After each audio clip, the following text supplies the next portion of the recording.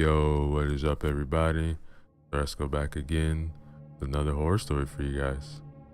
This one is titled Some Houses Bleed, written by Jacob Harris. Remember to use the links in the description below. Show love to the author, like, comment, and subscribe. Chapter 1. The house was big, very big. The more the realtor showed Ray around, the more he realized just how great an undertaking it was going to be to bring the old place back to life. But it was a house that Ray wanted in the worst way. For years, the old two-story had been left abandoned. It was built in the early 1800s and was in dire need of an update. But the age of the house and the wear and tear was not what was keeping the buyers away. "This is definitely the house I saw online," said Ray. "Yeah, it's a bit of a fixer-upper," said Jessie, who was very new to the job and extremely eager to make her first sale. "Which means you really get to make it your own." It's gonna take a lot of work. "Which is why it's priced to sell. You will not find a house in this neighborhood at this size for this price. One might even say it's a steal. Is it not sold yet? Am I right?" Well, I mean, I do love it, and it is in my price range. That's a huge plus. It has more than enough rooms for you and your family." "Oh, no. It's just me. I used to be married, but not anymore." "Really? This is a lot of house for just one person." Ray didn't respond. "Are you a house flipper?" Something like that. I like to think that I leave a house a little better off than how I found it." "Then this is definitely the house for you." I think I found my new place. There's just one tiny little insignificant detail that I have to disclose to you before we can do any paperwork." "What's that?" This dwelling is considered a stigmatized property." What does that mean?" "Well, some people, mostly the superstitious, think this house is kind of haunted." "Wait, what? Are you telling me that you're trying to sell me a haunted house? Is that why this place is so cheap? Did a bunch of people get murdered here or something? Am I gonna be cursed if I buy this place? Like, I can never leave?" Jessie was clearly taken aback by what Ray had just said and was unable to muster an answer. Ray immediately began laughing. "Just messing with you. Look, I don't believe in all that supernatural garbage.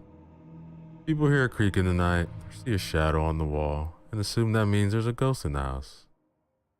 Believe whatever you want to believe. If it means I'm getting a house for 30% less than market value, then good for me." Ray filled out the paperwork that afternoon, and within only a few days was moving his belongings into the house. As he was lugging boxes from the moving truck to the house, an older couple pulled up in a beat-up old truck. They quickly made their way to Ray and greeted him just as two people who had known him for years would have. So you're the new owner?" "Yeah, it's a hell of a house. A hell of a house." Before Ray knew it, the couple had ushered him right into the house.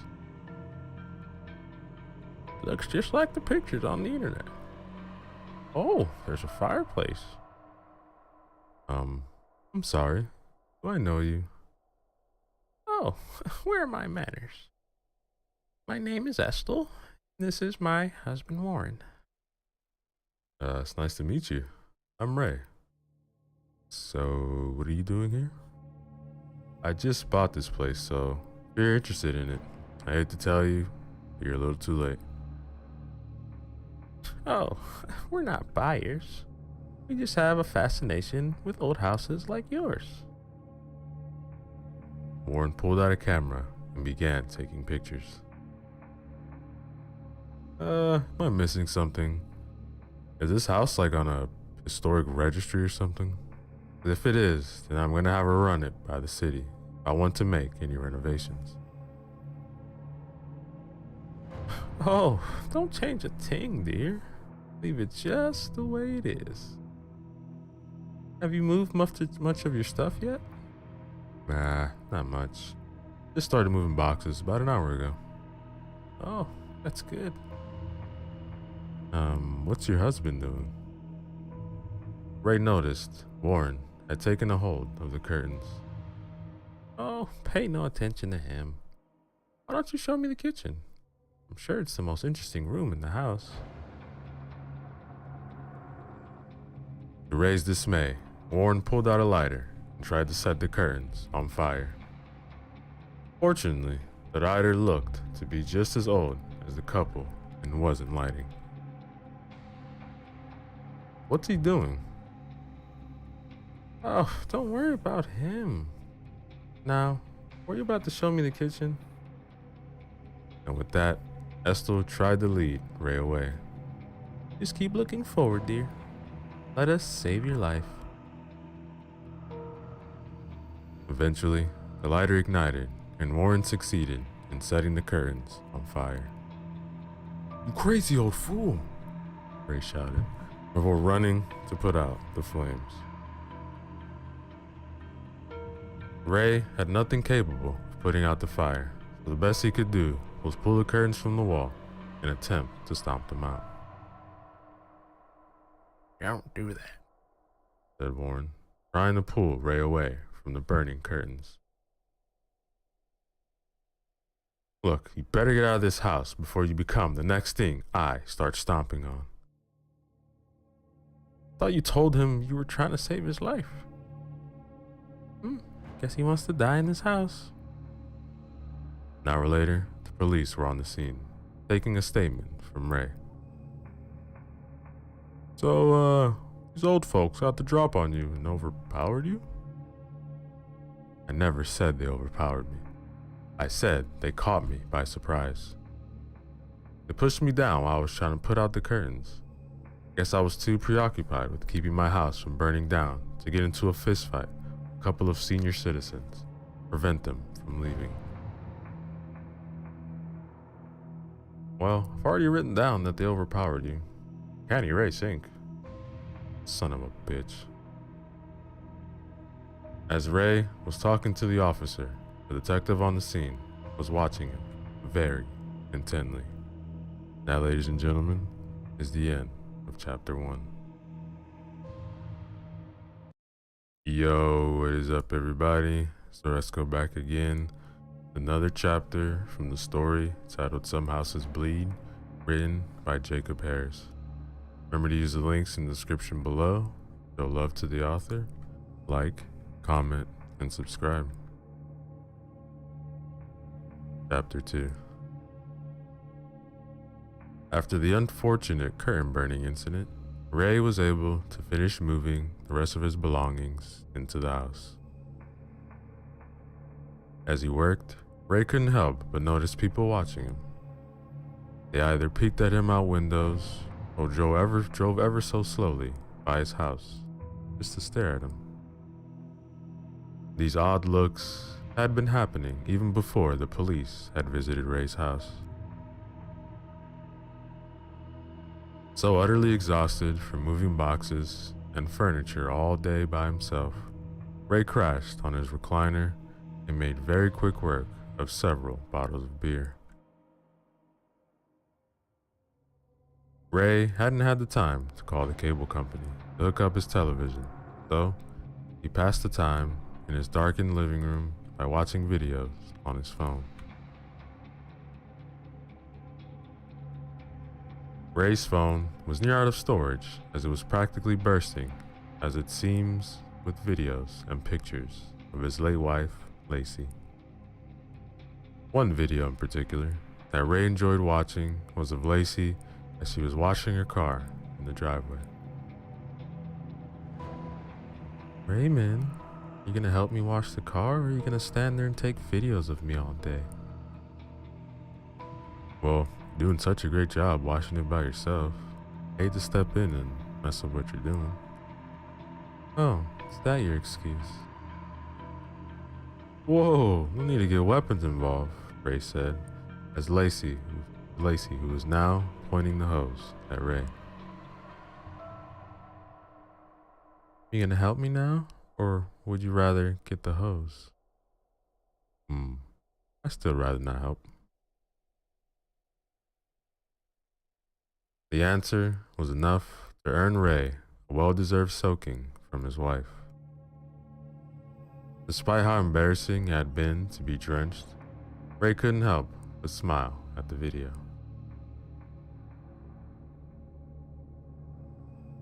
Finding another video he enjoyed greatly, Ray eagerly clicked on it and began watching. Lacey was sitting in the same recliner Ray now sat in. The living room was saturated in sunlight as Lacey gazed out the window as the sound of children playing punctured the silence. When she noticed Ray filming her, Lacey immediately turned her face away. No, don't record me. Awful. No, you don't. The most beautiful woman I've ever seen. You don't really mean that. What do you mean? All other women don't even exist, as far as I'm concerned. Remember that time I hit a lady with my shopping cart in the grocery store? I didn't even see her standing there because there are no other women. To use some pretty colorful language with you. I was getting ready to pull out my phone and call 911 if she started swinging on you. You don't think I could have handled her? What do you mean? She was twice your size, Raymond. She would have crushed you like a bug. Hey, tougher than I look. The smile faded from Lacey's face, and she began again, staring out the window. Will you still love me? I'm all shriveled up, and all my hairs fall out. It's not gonna happen to you. But if it does, I'm still gonna be crazy about you. Heck, I'm probably gonna look a lot worse than you. You still love me if I just disappeared? Lacey? Would you, Raymond? Ray wiped a tear from his eye as he watched the video. I'm going to love you for 1,000,000 years. What do you think about that? Just 1,000,000? Alright, I'm gonna love you for 1,000,000, billion, trillion years. A long time. Practically forever. Well, I did the math. Even longer than forever.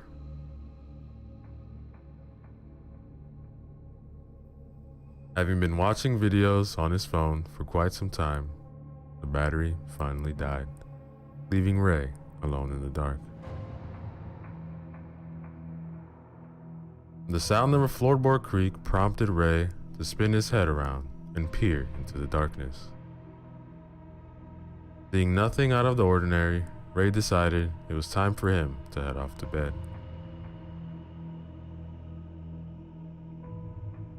As Ray was making his way down the hall, something quite odd happened. The bathroom light suddenly turned on by itself. This stopped Ray dead in his tracks. Half expecting someone to be on the other side of the door, Ray cautiously opened it. Fortunately, there was no one waiting for him. Bad wiring. Guess I'll have to call the electrician. And with that, Ray headed into his bedroom, shutting the door gently behind him. The house was now abnormally silent, and the darkness was just as unsettling, as only the scantest of moonlight could force its way through the curtains. The silence was broken when what sounded like someone letting out a deep breath filled the hallway outside Ray's bedroom. This was followed by the bathroom light again turning on. Now, ladies and gentlemen, is the end of chapter 2. Yo, what is up, everybody? So let's go back again with another chapter from the story titled Some Houses Bleed, written by Jacob Harris. Remember to use the links in the description below. Show love to the author. Like, comment, subscribe. Chapter 3. With the real estate market being hotter than it had been in years, Ferguson Realty's offices were busy with activity. The only time the realtors were given any chance to decompress was their lunch break. Jessie was at her desk eating a modest lunch of a ham sandwich and a bottle of water from a plain brown paper bag. One of the other realtors arrived at Jessie's desk with one of the largest smiles on her face. "Is it true?" asked the woman, whose name was Maria. "Is what true?" "The house. Did you really sell the Devil House?" "Do they really call it that? I mean, I know it had history, but the Devil House? Really? Wow, we've been trying to sell that for years, but no one in their right mind would go anywhere near it. Everyone from these parts has heard the stories." "Well, Mr. Martinez isn't from the area. Look, you're new in town, so you haven't heard the stories about the house like the rest of us. Growing up, all you ever heard was stay far away from that house. Parents even threatened to send their kids to live there if they ever got out of line. You better believe that straightened us out." "Well, what happened there?" "Well, it all started long ago, like in the 1800s, I think. An old lady named Agnes Weatherby used to live in that house, and she was one bad lady." "What did she do?" "Well, she wasn't always old. From what I've heard, when she was young, she was quite the looker, which made it very easy for her to lure men to her home. And once she got them in there, she did unspeakable things to them." "Like what?" "Didn't I say they were unspeakable? But your guess is as good as mine. I've heard she tortured the hell out of those men. They were supposedly sacrificed to the devil. That lady has some freaky stuff going on in that house." "Was she ever punished?" "That's the best part. They didn't arrest her and put her on trial. A bunch of the men from the town busted into her house in the middle of the night and hanged her, right there in the living room. She wasn't dying fast enough for them though, so they slit her open and let all her guts spill out." "Wow, that's gruesome." "Yeah, none of the men were ever held accountable for what they did. And why should they? They did a town a favor that night. They said when they came into her house, they found body parts everywhere, and pentagrams and other stuff written on the walls, the blood of her victims." Maria then checked her watch. I gotta get back to work, but congrats on selling that house." Jessie was more than a bit shaken by the horrific story she had just heard. All she could do was sit in silence. It was a beautiful day to be outside, so Ray took his front yard to do some much needed yard work. The first job was to clear out the weeds that had built up over the years. Ray hadn't had the wherewithal to buy a weed killer or the proper tools, so he had no choice to pull the weeds by hand. You'd think the city would have maintained this place better.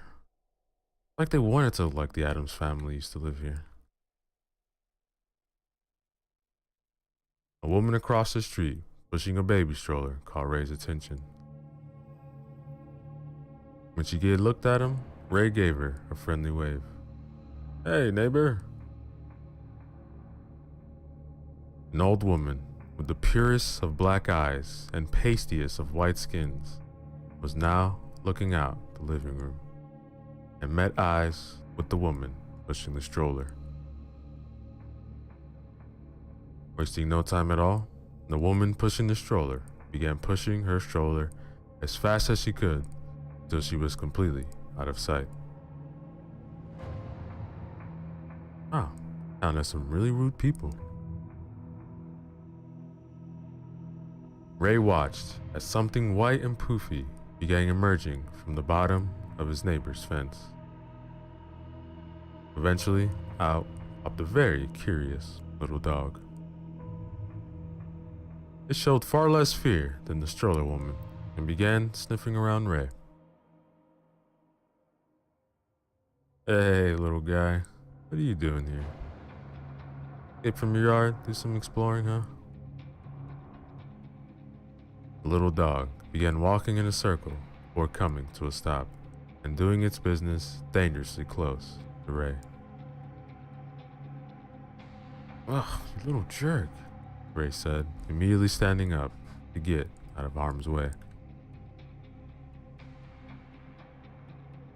When the dog was finished, Ray picked him up and marched him to the neighbor's house. He rang the doorbell and waited, but no one ever answered. Lucky I'm a nice guy. Most people would have taken you for a car ride that you would have never come back from.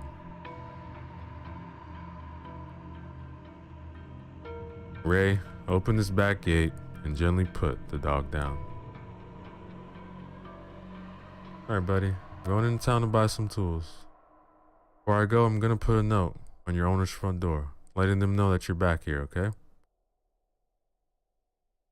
The dog looked quizzically at Ray. "You have no idea what I'm saying, do you? Okay, well, when I get back, let's hope you're not here." Ray drove into town shortly after his one-sided conversation with the neighbor's dog.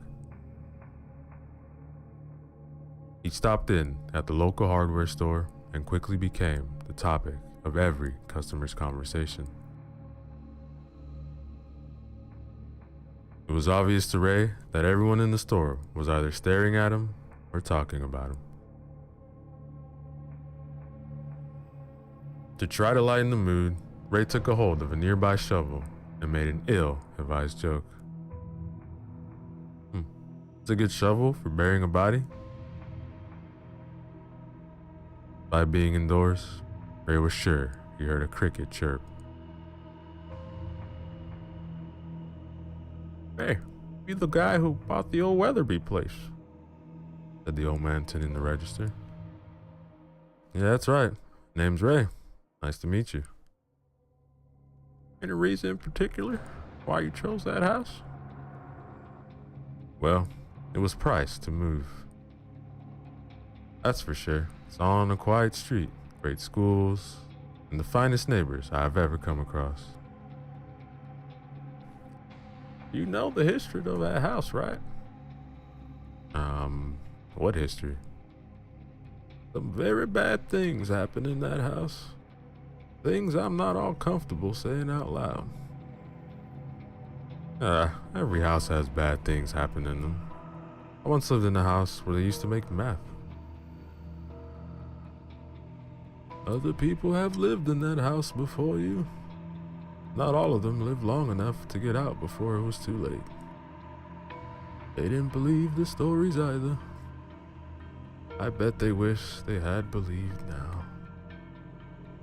Look, this house is no different from any other house.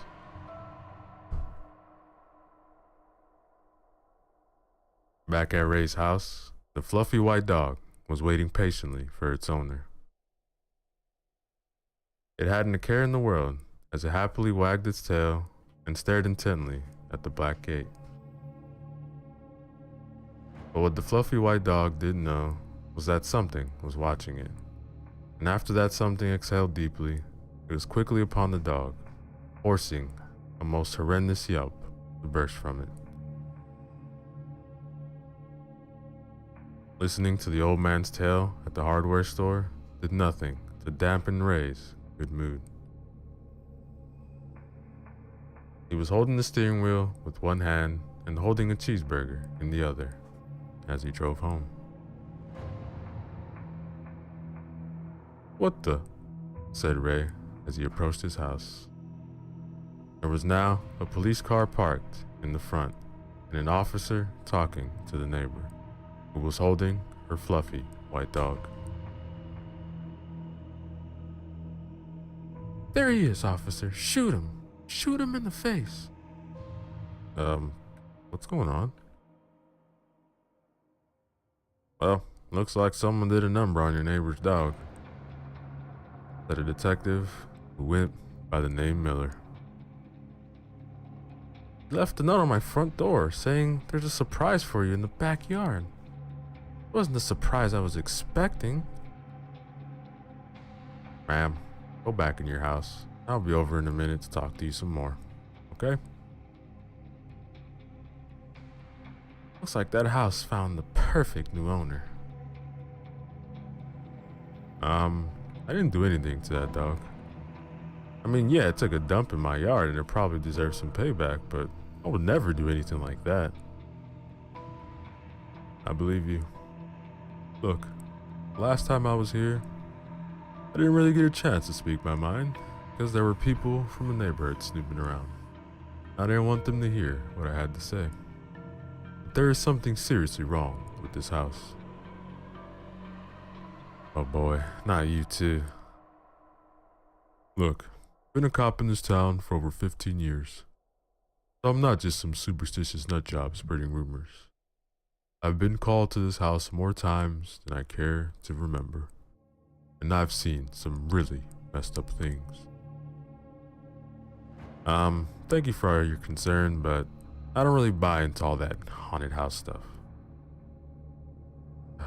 Look, I didn't want to do this, but you forced me. All those people that were murdered here back in the 1800s weren't the only people to die horrible deaths in this house. Since I've been on the force, we have pulled out 8 dead bodies from this place, and none of them died of old age. I mean, accidents happen, I guess, right? The last guy was pulled out of here, and he had his eyeballs pulled out of their sockets. The one before had over 100 slash marks all over his body. We've had to keep these deaths from the public. We pull the bodies out in the middle of the night, so no one knows what really happens here. The town found out, they'd probably form a mob and come burn this place to the ground. Take half the block with it. This house has claimed enough lives. Please don't let it claim another. Thank you, officer, but you have absolutely nothing to worry about. I can guarantee nothing bad is going to happen in this house.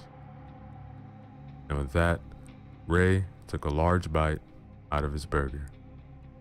Now, ladies and gentlemen, is the end, chapter 3. Yo, what is up, everybody? So let's go back again. Another chapter from the story titled Some Houses Bleed, written by Jacob Harris. Remember to use the links in the description below. Show love to the author, like, comment, and subscribe. Chapter 4. Having gotten the day off, Jesse paid Ray and his infamous house an unexpected visit. Well, isn't this a surprise? Said Ray upon opening the front door. You didn't realize how cheap you sold this house for and came to ask for it back, did you? No. I was just in the neighborhood and thought I'd stop by to see how you're doing. An old man driving by slowed down, rolled his window down. Don't go in there! Before motoring off. Would you like to come in? Asked Ray, who along with Jesse was now feeling a little awkward after what the old man had just shouted out of his car. Yeah, I would love to. Oh, it's really cold in here. Really? Feels fine to me. Guess women are always feeling cold. Sorry, that was sexist, wasn't it? It's okay. I really like what you've done with the place. Yeah, this whole place needed a lot of work. Still does. Took down some of the old wallpaper, painted the walls a little more neutral color. Yeah, that was a good idea. It was way too dark in here before. Flash of color really could help bring some life into this place. So, have you had any problems with the house? Well, I mean, it's a really old house, so wiring is bad. Lights that I turn on keep turning off. Lights that I turn off keep turning on. Can get pretty annoying. I even called an electrician. He said he would swing by today. You ever show up? No. He did not. The pipes are bad too. Keep hearing knocking from the basement. Are you sure the knocking is the pipes? It's always the pipes. Every time I go down to check on the problem, knocking stops. Probably have to call someone for that too. And they'll probably end up not showing up, just like the electrician. Ray noticed Jesse looking at a picture of Lacey on a nearby table. Sorry, I didn't mean to stare. That's Lacey. She's very pretty. Yeah, she was amazing. Despite that, she still wore a smile. Was? Yeah, Lacey passed away a long time ago. I'm sorry. It's okay. Lacey got sick. Really sick. At the end, she wasn't herself anymore. But she fought really hard. There's nothing I can do but make sure she passed as peacefully as she could. She'll always be with me though. Sound like an amazing person.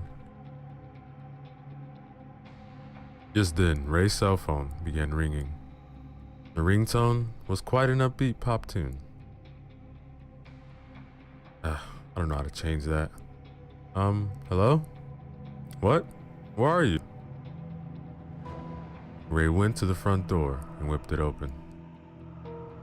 Standing by the curb was a pizza delivery boy holding Ray's order. Yeah, so if you could just throw me the money, bro, that would be really cool. And I'll just leave the pizza right here so you can come get it. Why don't you just come to the front door? You're literally like 10 steps away. Oh, nah, bro, I'm good. I have like this leg condition where I can't really use my legs that good.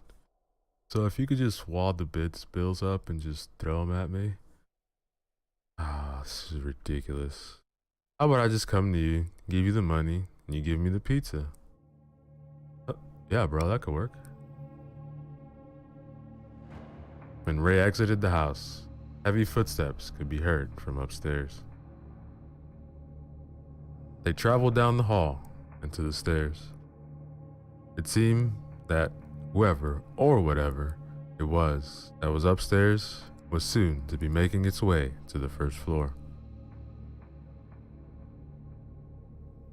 Jesse turned their attention to the stairs, and just when it seemed something was about to appear, Ray came flying into the house. badly startling her. What happened? Why were you running? Oh, sorry, a couple dogs caught the scent of the pizza, came after me, but they weren't fast enough. Hungry? Jesse was easily persuaded to stay for dinner. The light above the dining room table illuminated the immediate area well. The rest of the house was beginning to drown in darkness as the sun set outside.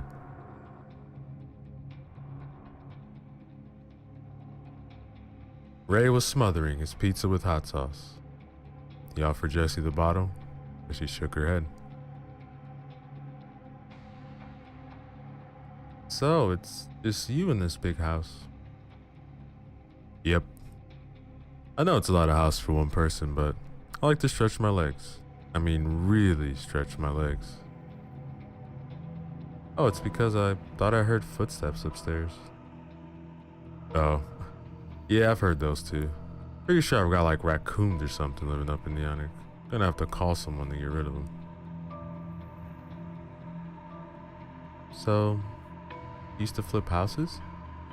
Yeah, I was pretty good at it too. Find the house, fix the problem, sell it, move along to the next one. Interesting. So, what do you think about all this haunted house stuff? Bunch of nonsense, right? Yeah, I don't believe in any of that haunted house stuff.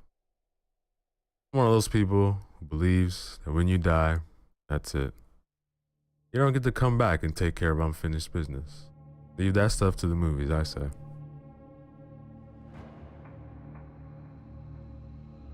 When Ray took a drink of water, he immediately spat it back out in a way someone would have if they just had been hit in the back.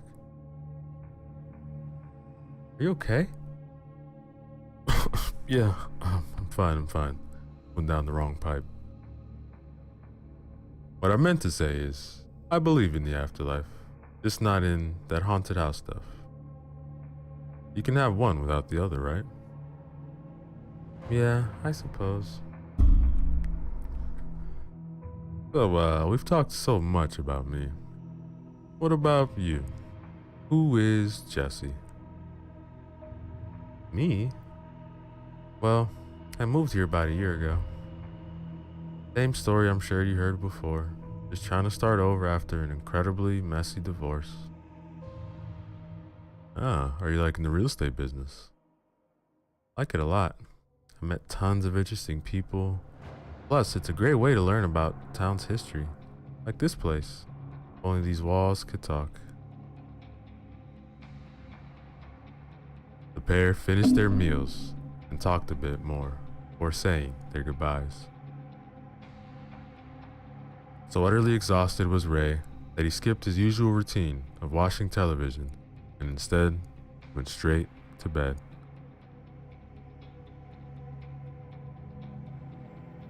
Ray's bedroom was shrouded in darkness when he entered, but he could make out what looked like a figure of someone lying under his covers. Is someone in here? He timidly grabbed his blanket and wiped it off his bed, revealing that no one had been lying underneath. Ah, damn it, it's never a naked lady. In no time at all, Ray was fast asleep. So deep he was in slumber that Ray wasn't able to hear footsteps approaching his bed. Emerging from the darkest corner of the bedroom came the once owner of the house, Agnes Weatherby. On this night, Ray dreamed of Lacey. She was standing out in the darkened hallway outside the couple's bedroom. Her back was turned. Lacey? Said Ray, slowly approaching her. When he had gotten close enough, Ray put his hand on Lacey's shoulder. No, not Lacey, said the woman in an unsettling whisper. When she turned around, Lacey revealed her eyes to be darker than any shade of black Ray had ever seen. Outside of Ray's dream, Agnes had climbed onto his bed and was slowly inching her way towards him. Back inside his dream, Ray was frozen with fear. "Who are you?" he asked, sure that the woman standing before him was not his real wife. Instead of answering, the woman produced a knife from behind her back. Without saying a word, he plunged into Ray's chest. So startling was the dream that Ray immediately woke from his slumber, falling off the bed and landing painfully onto the floor, taking the blanket and the pillows with him in the process. After Ray came to his senses, he found himself alone in his room. Hastily making his way down to the kitchen, Ray opened up his refrigerator and retrieved his bottle of hot sauce. He then poured the contents down the sink. I swore I would never eat this stuff before bed. The same thing happens every time. Eye-gouging, horrible nightmares. When the bottle was empty, Ray calmly walked back upstairs and back to bed. That, ladies and gentlemen, is the end of chapter 4. Yo, what is up, everybody? So let's go back again. Another chapter from the story titled Some Houses Bleed, written by Jacob Harris. Remember to use the links in the description below. Show love to the author. Like, comment, and subscribe. Chapter 5. Jesse was back at work the next day, going over a large stack of files. Maria arrived at her desk and didn't say a word. However, she did give Jesse a look. What's with the look? I was talking to Janet, and she said you paid that little visit to that Ray guy. Yeah, I wanted to see how he was doing. Is it true? You really went into the devil house again? Girl, are you out of your mind?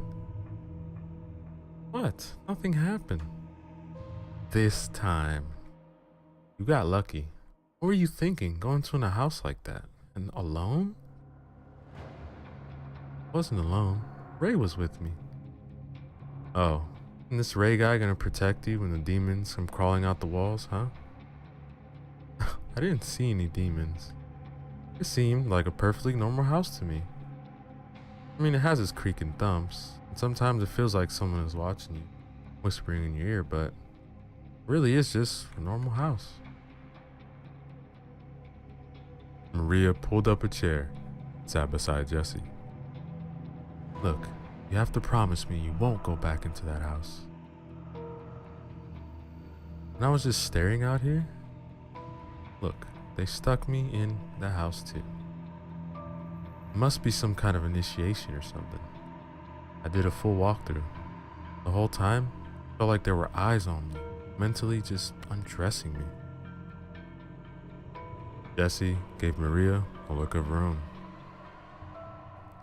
Look, that was before having 3 kids, okay? Look, cut me some slack. Anyway, I kept hearing footsteps upstairs, and the house was cold. Like way too cold for that time of the year. But what really freaked me out was, as I was heading to my car, I took one last look at the house, and that's when I saw that old woman in black watching me from the living room window. It didn't look human at all. I don't know, someone could have slipped in the house while you were in there and you just didn't notice them. I locked all the doors after I went in there. I'm telling you, it was Agnes Weatherby. Her spirit is still in that house. Are you sure that's what happened? People here tell me you liked to hit the bottle back in the day. Look, I've seen pictures of this bitch. It was her. Lucky for me, I never had to go back in that house because no one was ever stupid enough to want to buy it. They told me not to tell you what I had seen when they assigned the house to you. They also told me not to tell any of the other realtors they gave the house to. And I had been sober for years, so thank you very much. How many other realtors have gone in that house? Every new one. Like this one guy named Ed. Or something like that. I don't remember his name. None of us liked him. He came back from his walkthrough and quit right there on the spot. Said this job wasn't for him. Maybe the lady's spirit got tired of waiting for someone new and moved in and left. Evil spirits don't take their ball and go home because there isn't someone there to play with. And besides, what rational human being buys a house like that? People do research before putting in an offer on a house. This Ray, if that is his real name, would have to know about the stories. All you've got to do is Google that address and you're going to find a bunch of stuff that will show you that that's not the right house for you. What are you saying? What I'm saying is, maybe we shouldn't be focusing so much on the house, and instead focus on the guy that bought the house.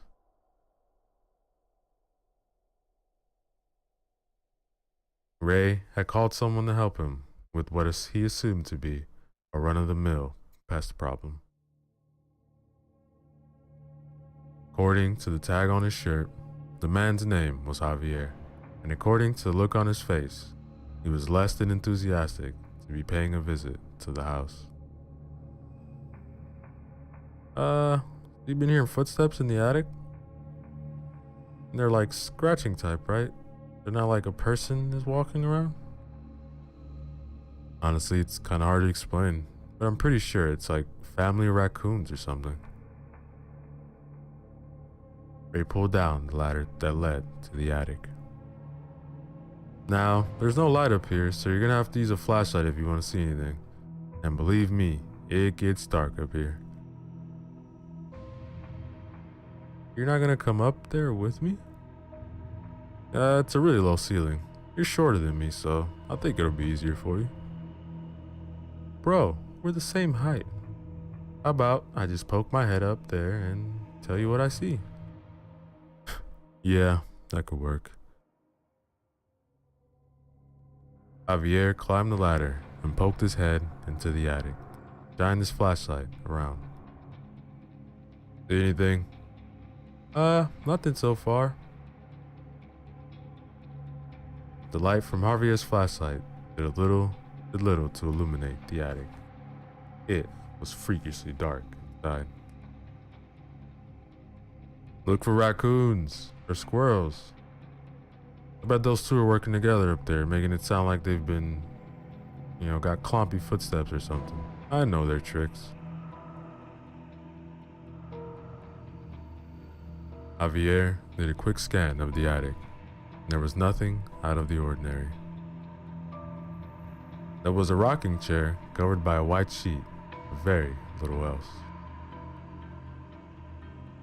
Before he could report his lack of findings to Ray, the rocking chair began to rock, ever so slowly. Hey. Hold on. I think there's something stuck in my teeth.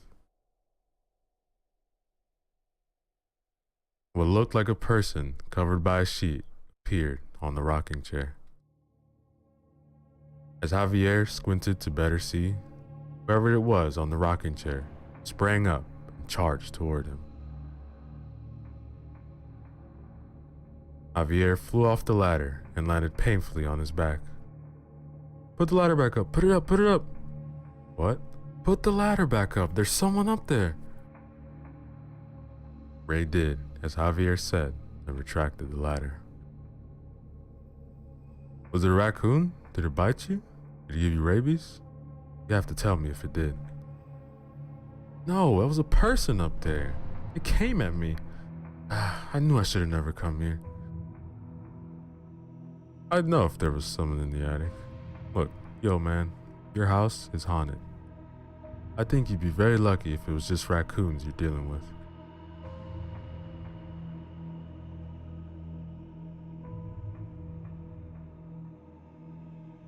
As Javier passed by the bathroom, he was treated to a far worse sight than he had already seen. Another version of himself was sitting on the toilet, but this version of Javier had his throat slashed. His stomach had also been cut open, allowing Javier's organs to spill out. Javier let out a horrified scream and quickly fled from the house, dropping all of his gear as he did.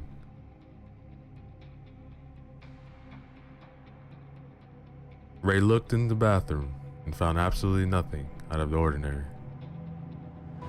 What? I flushed. By the time Ray got to the front door, Javier was already in his truck. Yo, you forgot all your stuff. Keep it, man. Alright, but I'm not paying you. Now, ladies and gentlemen, is the end, chapter 5. Yo, what is up, everybody? So let's go back again. Another chapter from the story titled Some Houses Bleed, written by Jacob Harris. Remember to use the links in the description below. Show love to the author. Like, comment, and subscribe. Chapter 6. Having little to do on this day, Ray settled down in his recliner to watch some television. He found the notebook was playing as he was flipping through the channels. Ray couldn't help but smile. This was one of Lacey's favorite movies. Ray straightened himself up in his chair. Okay, no more messing around. Finally gonna finish this movie. This one's for you, babe. After about 10 minutes, Ray was fast asleep. He had tried to stay awake to watch the movie to its conclusion, but Ray just couldn't do it. The setting, the story, and the characters were all just too unappealing to keep Ray's interest. The house became inundated with Ray snoring. If there was ever something that could wake the dead, then Ray snoring would be it. Unbeknownst to the slumbering movie connoisseur, the knob on the stove began turning on its own. Before long, gas was filling the whole house.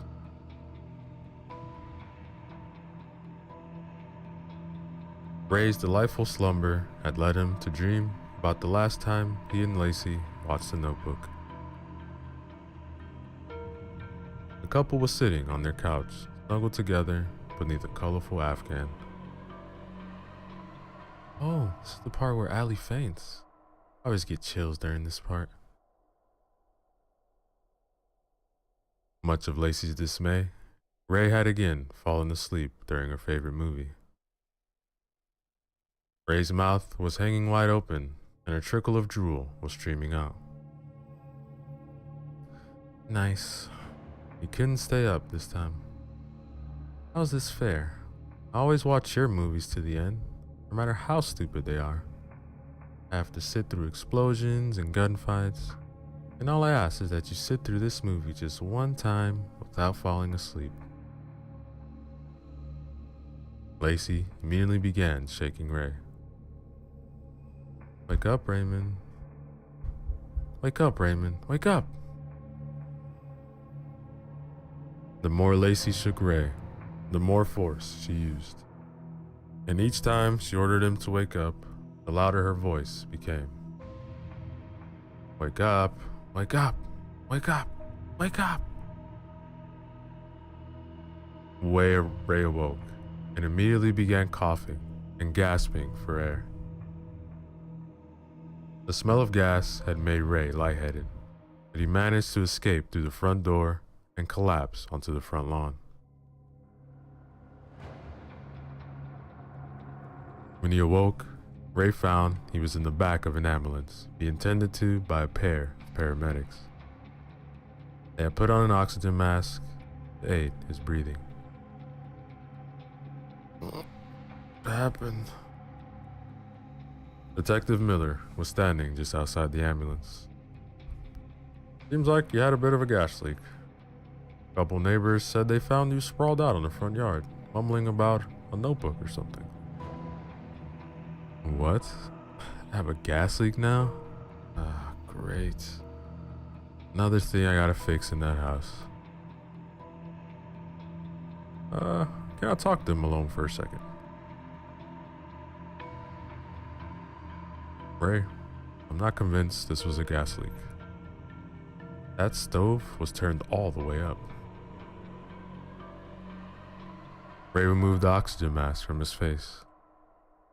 I must be getting forgivable in my old age. That stove was cleaner than any stove I've ever seen. When was the last time you used it? Recently? Probably. I checked your trash can. It's full of takeout boxes. If I didn't know any better, I'd say you didn't even know how to use a stove. Look, I'll have you know I can boil water like it's nobody's business. Look, I don't think you left the stove on. I think someone turned it on, hoping it would put an end to your life. Oh boy, not this again. Do you think a ghost turned on the stove so that I would die from sucking up gas fumes? Is that it? Pretty much. Ray hopped off the gurney and out of the ambulance. Look man, accidents happen all the time. Some of us are just a little too accident prone sometimes. I promise you, there is nothing that's not normal going on around here.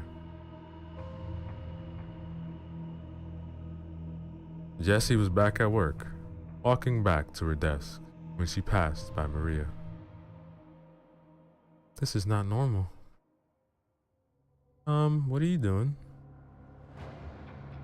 I knew there had to be something wrong with that boyfriend of yours. So I did some checking up on him. He's not my boyfriend. Why? Did he say something? Look at this. I typed Ray's name into one of these people lookup sites. Isn't it kind of a creep move to use one of those sites? Look, I didn't pay to use this website. It's completely free. It's only creepy if you pay for this kind of stuff. You have a good point. So, what did you find? Look at this. This site shows all the addresses Ray has lived at. Look at how many there are. He lived at over 40 addresses in the last 10 years. That's kind of weird. You think that's bad? You better brace yourself. I googled his ass and looked at look what I came up with. Jessie began scanning Maria's screen and was shocked to find an old news story about how Ray's wife met a most untimely demise. What is this? The story described a brutal attack in the Martinez home on one fateful night many years prior. Ray had been stabbed numerous times by an unknown assailant. The amount of blood he had lost should have been enough to kill him, but he somehow managed to survive.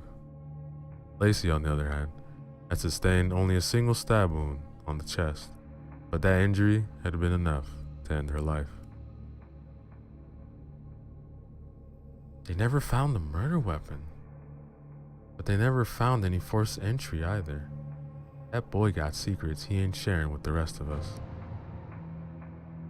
But he said Lacey got sick. I guess he didn't really want to talk about something so horrible with someone he hardly knows. I mean, would you want to talk about something like this? Jessie, your break's over. Get back to work. Look, Jessie, I'm telling you, you stay away from that boy. That night, Ray wanted nothing more than to decompress from another hectic day. So he did something he was accustomed to doing. That night, Ray drew himself a very sudsy bubble bath, rubber ducky included. Ray had placed a damp washcloth upon his face and allowed the serenity of the moment to take him away. I feel just like a lady. Was that sexist? Nah. So relaxed was he that Ray was struggling to stay awake, and in his current state, he was unable to hear the very heavy breathing that was growling dangerously close. Before long, something grabbed Ray by the shoulders and had forced him underwater. Being in such a state of shock, it took Ray a few seconds more than he would have liked before he started fighting back. Eventually, Ray was able to pull his head out of the water and catch his breath through a series of desperate coughs. Don't ever fall asleep in the bathtub. And that, ladies and gentlemen, is the end of chapter 6.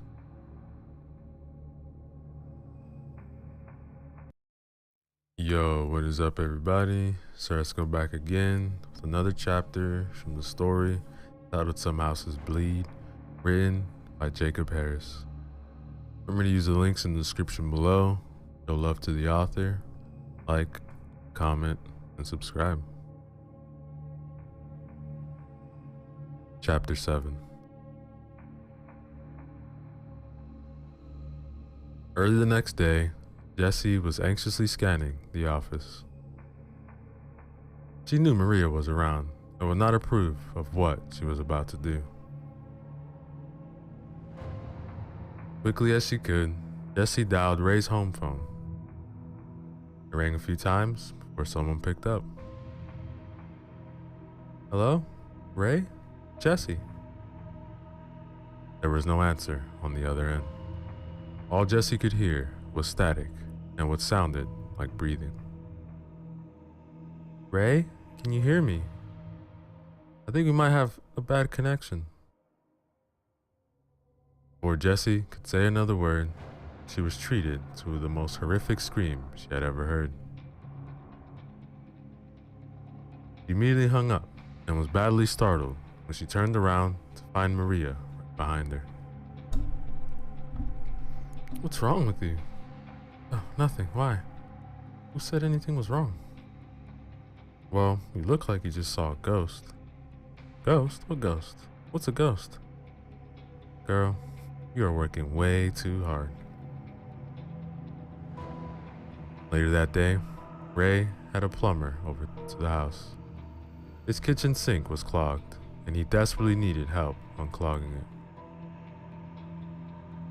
So, I used drain cleaner on this thing, but that didn't do anything. Yeah, sometimes you get something stuck down there, and that takes a little more than a drain cleaner. Should be able to find what's blocking your drain with the camera. Won't take too long. Alright, sounds good. Hey, when you're done, can you take a look at the pipes in the basement? They have been knocking like crazy. I barely sleep at night because of them. The basement? Bill, who had a clear look of fright on his face. No one said anything about the basement. The ticket was for the kitchen sink. There was a sudden knocking on the front door. Let me just check on that. When Ray answered the door, he found a group of kids running away. Ghost house, ghost house. Ah, you little punks. Bill was now all alone inside the house. He had been quite wary of entering in the first place. Though Ray was outside dealing with some no-good kids, it felt to Bill as if someone was watching him. The not-so-subtle sound of deep breathing also became evident. Ever so slowly, Bill looked behind him. Standing uncomfortably close to him was Ray. Bill was badly startled, and by being so badly startled, also startled Ray. Whoa, man, why are you standing so close to me? Sorry, I wanted to see if I could see what's inside the drain on your camera. I thought you were outside dealing with those kids. Yeah, they were too fast for me. I stopped chasing them after a couple steps. There's no way I was gonna catch any of them, even the fat one. Getting old sucks. Do me a favor. You try not to leave me alone. I might, need a hand or something. Yeah, man, no problem. The pipes in the basement began making a horrible noise. It was as if someone was beating on them with another pipe. See, I told you. Look, hold on, I'll be right back. And with that, Ray hurried off to the basement. Wait, exclaimed Bill.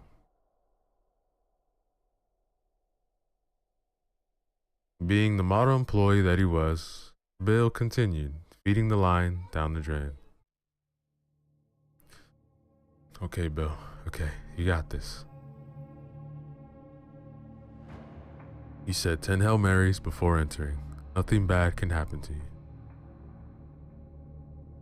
Before long, Bill's line hit something.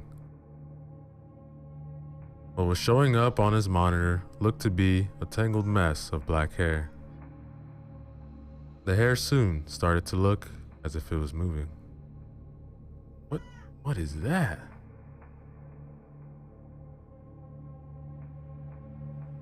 As Bill leaned in better to see the monitor, an eyeball appeared in the mess of hair. It was painfully obvious that it was staring right at him. Oh, no, to hell with this, exclaimed Bill, quickly retracting the line. I'm chewing the crap out of Jerry the second I see him. I told him I did not want to come here, but he wouldn't listen. Oh, I'm gonna give him hell for this. Out of nowhere, a hand, made completely out of blood, thrust from the drain and grabbed a hold of Bill's hand just as he completely pulled the line out. Ray? Sorry, I can barely hear you. It's really dark down here. The eyeball appeared at the drain opening of the opposite basin. It was soon joined by the tangled hair, which began crawling out of the drain and making its way towards Bill.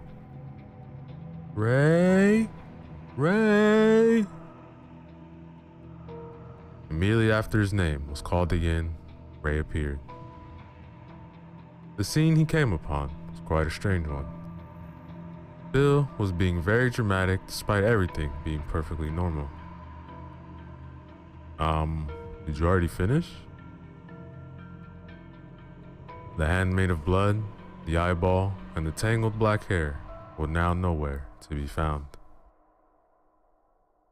Bill began feeling the wrists that had been grabbed, but there was nothing out of the ordinary. It showed no signs of having just been grabbed. Everything okay? Without saying a word, Bill ran out of the house. Hey, you forgot your stuff. Bill's hands were shaking so terribly that he struggled just to get his keys out of his pocket. It all belongs to the company. They can come get it if they want it. And with that, Bill got in his truck and hastily drove away. All right, but I'm not paying you. That night, Ray settled down on his easy chair and watched some television. He had settled on a nature show. The lioness takes its time. The zebra has no idea that its fate is already sealed. Ah, stupid zebra. The lioness is careful not to let the zebra know what awaits in just a few short moments. And in the blink of an eye, the hungry lioness is upon the zebra, and it's over. Before long, Ray had fallen asleep. Ray's dream on this night was a familiar one. He was in bed with Lacey. The room was uncomfortably dark. Raymond, you awake? Being far too tired to engage his wife in conversation, Ray didn't give a response, hoping it would lead her to call it a night as well. Thank you for sticking with me, Raymond. I know it isn't easy putting up with me sometimes, but I just want you to know I wouldn't want to be going through this without anybody else. I love you, Raymond. And with that, Lacey rested her head on her pillow and went to sleep. Knowing it was far too late to say something now, Raymond did his best to fall asleep. Ray awoke from his temporary slumber. A tear fell from his eye, prompting him to quickly wipe it away. Ah, stupid dusty house. Now, ladies and gentlemen, is the end of chapter 7. Yo, what is up, everybody? So let's go back again. Another chapter from the story titled Some Houses Bleed, written by Jacob Harris. Remember to use the links in the description below. Show love to the author. Like, comment, and subscribe. Chapter 8. Ray was pleasantly surprised the next day when Jessie paid him an unexpected visit. She again said she was in the neighborhood and just wanted to see how he was doing. Lucky for Ray, he was cooking a large meal on the stove. There would be more than enough for two. As Ray was toiling away in the kitchen, Jessie's cell phone began ringing. Hello? Girl, where are you? Someone told me that you went home early. Yeah, I'm fine. You aren't with that Ray boy, are you? No, of course not. I'm at my second job. Gotta make ends meet, you know? Oh really? Okay, so where is this second job of yours? A strip club. I'm a stripper. Really? So what's your stripper name? Strippy McStrip Face? Peter just said your stripper name was Sparkles or Sapphire or something like that. But you panicked and said the name of the job in your name. That giveaway that you're lying. Can't change my answer to Sapphire. Too late. You're with that Ray boy again. I knew it. I thought I told you to stay away from him. Look, keep your voice down. I'm in an incognito mission to find out more about him. Girl, as soon as the customer's signature is on the contract, we don't have to find out any more about him. So, your business with him is done. Oops, gotta go. Ray entered the dining room, holding a casserole dish filled with what looked like a casserole, but more just a conglomeration of different ingredients masquerading as a casserole. The food made a squishy sound as Ray scooped it out of the dish and onto Jessie's styrofoam plate. The plate paired well with the red Solo cups. Bon appetit. Looks great. As they ate, Jessie brought up a question that had been weighing on her mind for some time. So, the lady with the blood-curdling scream on the phone? What was that all about? Oh, that. I have nearly the same phone number as a sex hotline. Only one digit is different. You'd be surprised how many times I've gotten called in the middle of the night by guys asking me what I'm wearing. They scream on those sex lines? Yeah, people are into some weird stuff these days. You know, the internet and all. And all the stuff just gets boring. Not that I have any knowledge about that sort of stuff. Jessie then took a drink before dabbing her forehead in the napkin. Ah, some spicy food. Oh, sorry, I didn't know I was having company, and sometimes go too hard with the hot sauce. I don't always like the stuff, but now I can't get enough of it. It's okay. What happened to your arms? What Jessie was referring to were the numerous scratches that were all over Ray's arms. It looked as if he had fought a cat, and that cat had won. Oh, these have been happening while I'm asleep. I guess I'd better start clipping my fingernails down. Are you sure that's how it happened? They look like pretty deep cuts. I'm not worried. I've just been having these really weird dreams lately. I think that's what's causing them. What kind of dreams? I dream that I'm lying in bed when this disgusting, vile, out of this world, ugly old woman crawls on top of me. The temperature in the room suddenly began to drop. You know, she's one of those like hags that you could just tell that even when she was young, she was ugly. You can't even make the excuse. Well, she's only ugly because she's old and wrinkly. No.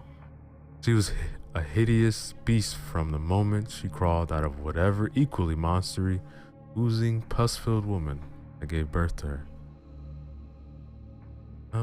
Maybe cut down on the adjectives? Said an uncomfortable Jessie, who was now nervously scanning the area. Is it getting colder in here? I feel like it's getting colder in here. And her breath smells like 1,000 sewers filled to the brim with dirty diapers that have been left to rot in the sun. She is, by far, the most vile creature to ever set foot on God's green earth. The lights began to flicker, and what sounded like angry whispers filled the room. Is this it? Is this how I die?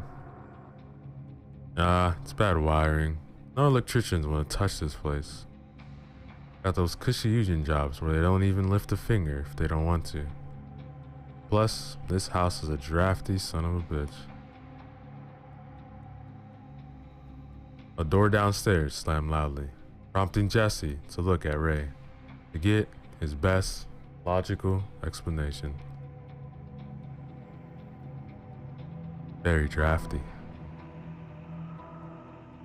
When the lights finally went out, Jessie stood up from her chair and the speed of someone who had been jolted with electricity. Would you look at the time? Leaving already? Yeah, got lots of early meetings tomorrow. Trying to sell a house of a hot air balloon guy, so I really have to rise to the occasion. Yeah, it's good to be busy. It really is. Oh, you don't have to lead me to the door. I can find my way. Said Jessie, as her hand was firmly gripped. I'm over here, implied Ray, whose voice showed he was not the one who had taken Jessie by the hand. Jessie rushed to the door and into the small amount of light that was shining through the front window. It was there where she was met by Ray. He then handed him her business card. Just in case you lose the first one I gave you.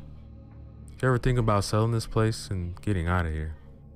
What? What do you mean? I just moved in. Seriously, you need to get out of this house. And with that, Jessie made her hasty retreat. Ray now was all alone in the very dark and very drafty house. Guess I went too heavy on the spicy food. And that, ladies and gentlemen, is the end of chapter 8.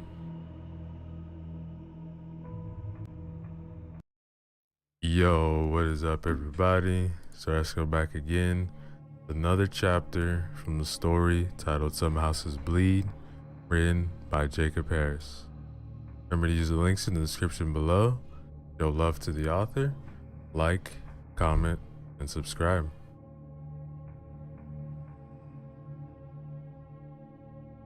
Chapter 9.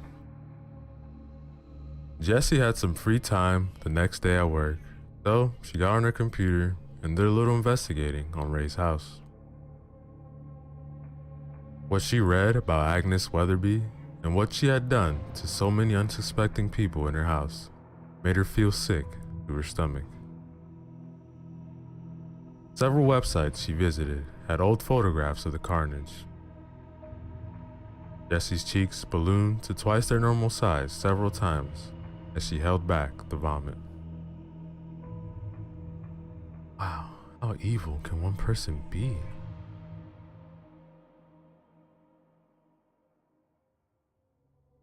Clicking away from the search, Jessie opened the tab containing the website Maria had told her about. They gave out far too much information about people. Before Jessie was a very long list of addresses that Ray had lived at.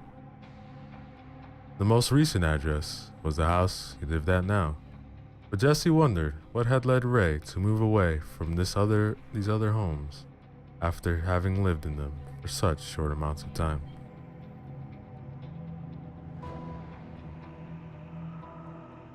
Choosing one of the addresses at random, Jessie Googled it and was presented with the most startling revelation.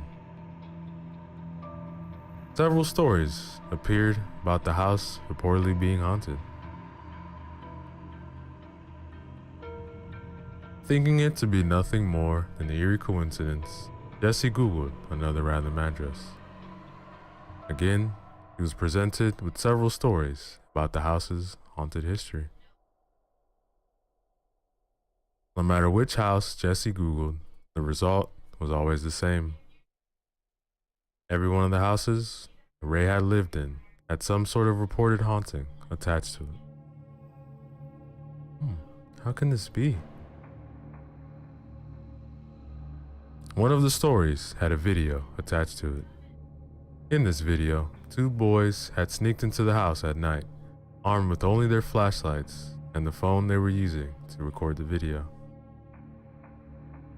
What's that sound? Shut up. The sound of footsteps on the floor above them was coming crystal clear. There's someone else in here, bro. No, there isn't. Why are you being such a chicken? Hey, at least I didn't pee myself at the carnival last October. Look, I told you I spilled my soda on my lap. That's why I was wet. No soda smells like what you smelled like. What sounded like whispering could then be heard. So help me if you get in the way of me finding all that treasure. There's no treasure in here. There are only demons in this house. Demons, schmeemons. I'll kick their asses if they try to take any of my treasure. The video then showed the flashlight directed at the door that was slowly opening. What looked like the figure of a person was just outside the rim of the light. Before Jessie knew it, an unseen force had knocked down both boys, leaving the ceiling as the only thing visible on the video. At that moment, one of Jessie's co-workers had made his way to her desk with a cup of coffee. An extremely startled Jessie nearly jumped out of her seat when the man made the awful mistake of putting his hand on her shoulder. The coffee jumped out of the cup and into the man's face, forcing he and Jessie to both begin screaming.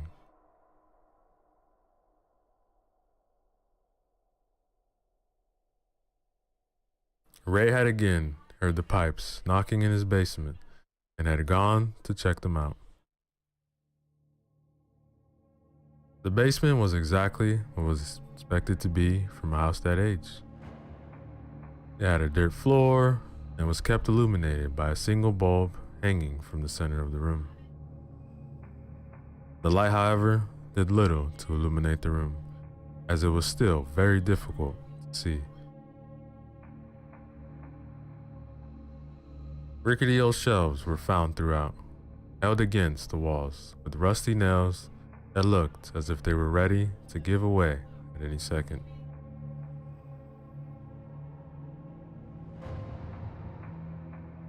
Finding the pipes, Ray began inspecting them. So help me if you start to leak and flood the basement. You have any idea how hard it's gonna be for me to find someone who's willing to come down here? With the pipes running from the wall to across the ceiling, Ray had to use the rickety old chair to stand up, check for any signs of damage or on their layers of rust. These pipes are in decent shape for their age.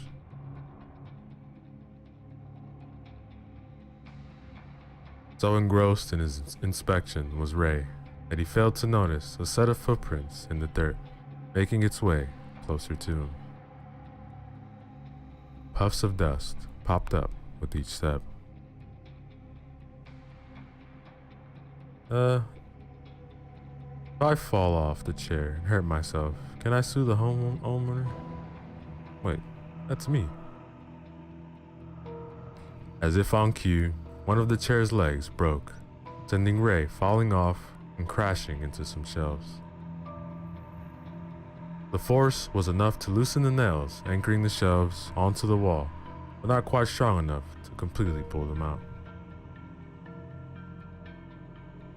Glass jars filled with tacks and rusty nails tipped over, but did not spill their contents onto Ray, who was now flat on his back.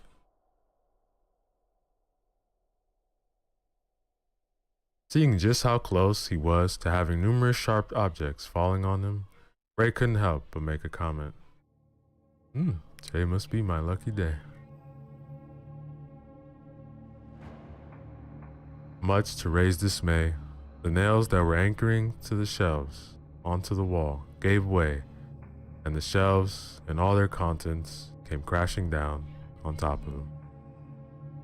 And that, ladies and gentlemen, is the end. Chapter 9.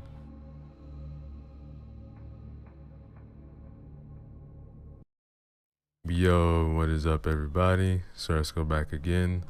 Another chapter from the story titled Some Houses Bleed, written by Jacob Harris.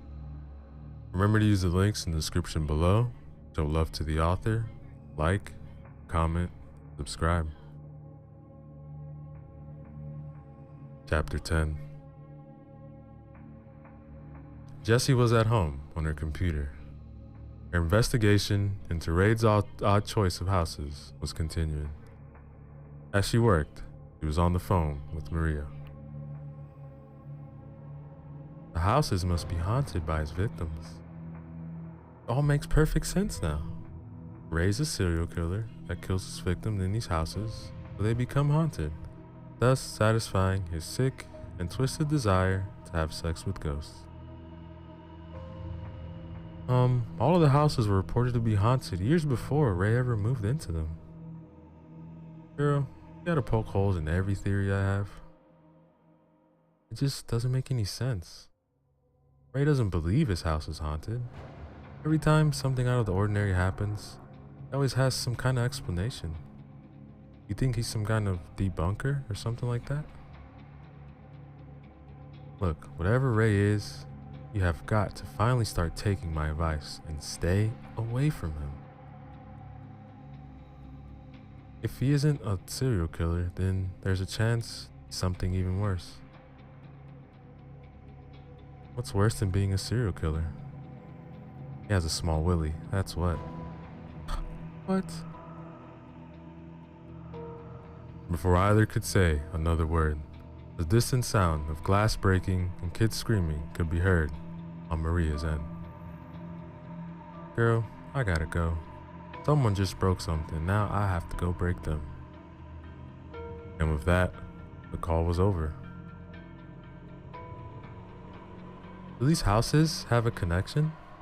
Wondered Jessie, scanning over the information on her computer screen. Or is it just all one big coincidence? That night, Ray, who now had bandages all over his body due to his most recent accident, was having a dreadful time in bed. He had been able to fall asleep, but he was suffering greatly.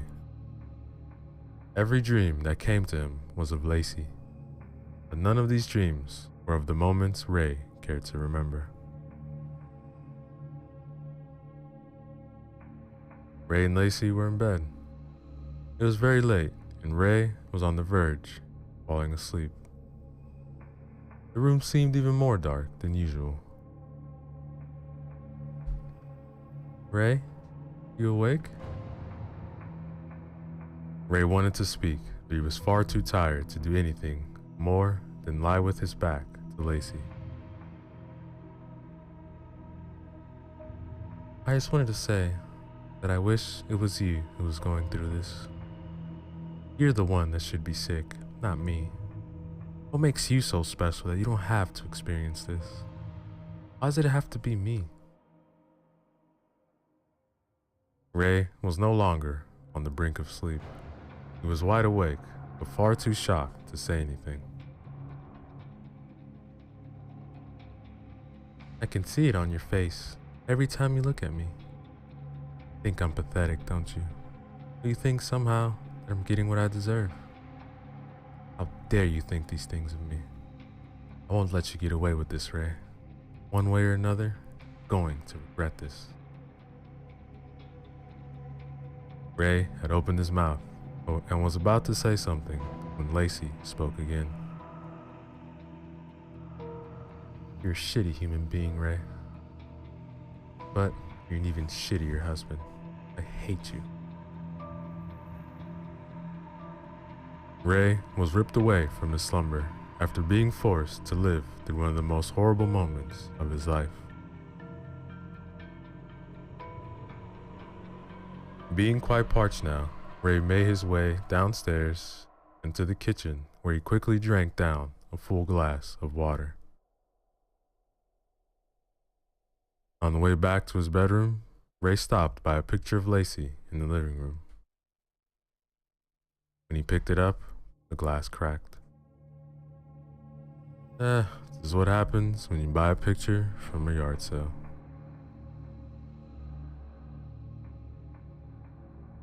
The knocking pipes could once again be heard from down in the basement. Ray whipped the basement door open and flipped on the light switch, but the light refused to turn on.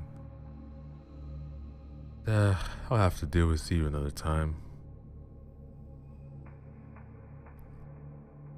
For what felt like an eternity, Ray attempted to get back to sleep, but there was no way he could succumb to his fatigue, as all the noise in the basement keeping him up.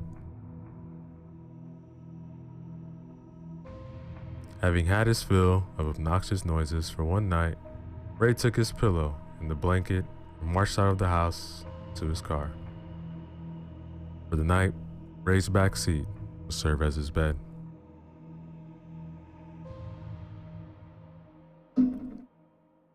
As Ray tried his best to get comfortable in his temporary bed, Agnes was watching him from an upstairs window.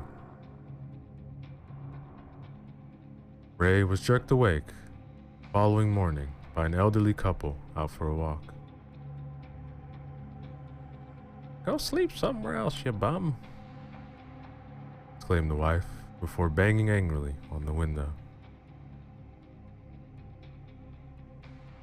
The first order of business for Ray that morning was to go to the local hardware store and buy some supplies to put an end to the banging pipe once and for all. Ray's haggard look got him more than his fair share of looks. You look like hell, son. Well, I feel like hell. With no one being home, it was the most perfect opportunity for Estill and Warren to sneak their way into Ray's house. Warren was quite the lockpicker, so the couple had no trouble getting in. Warren was about to light the curtains in the living room on fire again, but Estill stopped him. Look, there's no need to rush it. is start fire in the basement. Why would we do that? Because we start the fire on the ground floor, then it'll burn both upward and downward. It'll take too long, and it'll give the fire department time to put it out. We start the fire down in the basement, then it only has to burn upward. Looks and brains. The couple hastily headed to the basement. Estel flipped on the light switch, but the light refused to turn on. Fortunately, the pair had packed flashlights. Even during the day, the basement was as dark as the endless void of space. Once they had carefully made it down the rickety stairs, Warren and Estel proceeded to cover every available surface with lighter fluid. As the pair was working, the pipes began banging loudly. What's making them do that? Don't worry about it. Just keep squirting. The basement door slammed shut. I think she knows we're here. The distinct sound of whispering could be heard throughout the basement. Light this place up, Warren. The pipe running the length of the ceiling burst open and water began pouring out. When Warren struck a match, a sudden gust of air extinguished it. He struck another match, but the same thing happened. Keep trying. We have to destroy this house, no matter what. The water that had poured onto the dirt floor softened the soil far quicker than it should have. To make matters worse, the old wooden staircase suddenly fell to pieces and into a jumbled pile of broken wood. I don't think she's gonna let us leave. Hands covered in decaying flesh thrust out of now abnormally soft dirt and took a hold of Warren and Estel's ankles. Estel was caught so off guard that she dropped her flashlight. Its fading light shined on Agnes, who was at the other end of the basement, happily watching as the couple and all their supplies were slowly being pulled into the ground. We knew this day would eventually come. The pair had been just close enough so that they could reach out and grab each other's hand. I love you, my poor chickadee. Love you too, my darling. Before long, the couple had been completely sucked into the soft ground, leaving behind nary a trace that they had ever been there. And that, ladies and gentlemen, is the end, chapter 10. Yo, what is up, everybody? So let's go back again. Another chapter from the story titled Some Houses Bleed, written by Jacob Harris.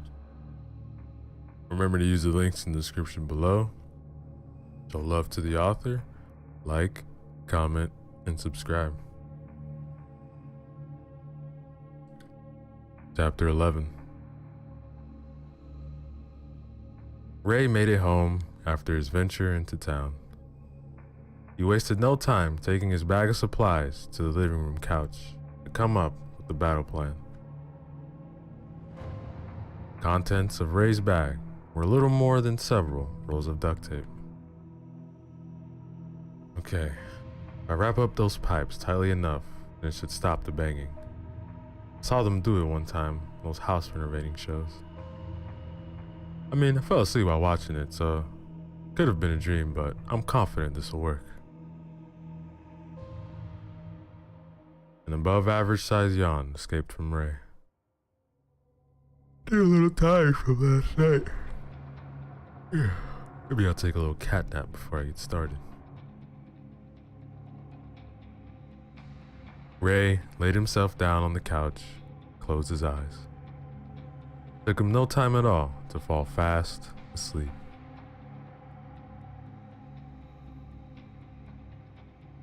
Still quite obsessed with the mystery that was Ray, Jessie was at home, glued to her computer. She had read about every article and watched numerous videos on the houses Ray had once called his home. The more she researched, the more frustrated Jessie became. She had nowhere near the nerve to ask Ray what his deal was, but she had come to a dead end with her investigation. Why? Why do you keep moving into these houses, Ray? Jessie had Googled an address and read most of the articles about it, but an article at the bottom of the search had gone unread. Its title seemed strange, even for a haunted house article. Haunted no more? With newfound energy, Jessie began reading the article. It began like all the other articles, explaining the lore of the house and the experiences of former house owners. But, unlike the other articles Jessie had begun reading, this one went on to explain how and all paranormal activity had ceased. Jessie eagerly clicked on the video link attached to the article. As she watched the video, an interview with an old man piqued her interest. House used to be haunted, not anymore. The damnedest thing. For years, all you heard was how bad the house was. Now, nothing. Jessie eagerly typed in another address. Like with the last one, she found unread articles at the bottom of the search. The current house she was investigating had been the former home of one of Ohio's worst serial killers. This article, too, had a video. We really couldn't afford to rent any of the other houses in this area, so we had no choice but to rent this place. We heard the stories and hoped that they were just stories. We've been here for almost 6 months now, and nothing has happened. The perfectly normal house, said a woman. Jessie Googled another address, and after reading the article, he watched a video of a pair of paranormal investigators recording their findings. There's nothing here. Yeah, the house is completely clean. From all the stories we heard about this place, we expected to find more than enough evidence to declare this place being haunted. There wasn't a trace of paranormal activity. Someone must have busted all the ghosts before we got here. Jessie continued to scan articles and watch videos. As odd as it was to discover that Ray had lived in so many haunted houses, it was just as odd to find that those houses were now considered to no longer be haunted. Brought my kids here last summer to scare them for being bad in school. We didn't find no ghosts here. All we found was a bunch of bullshit.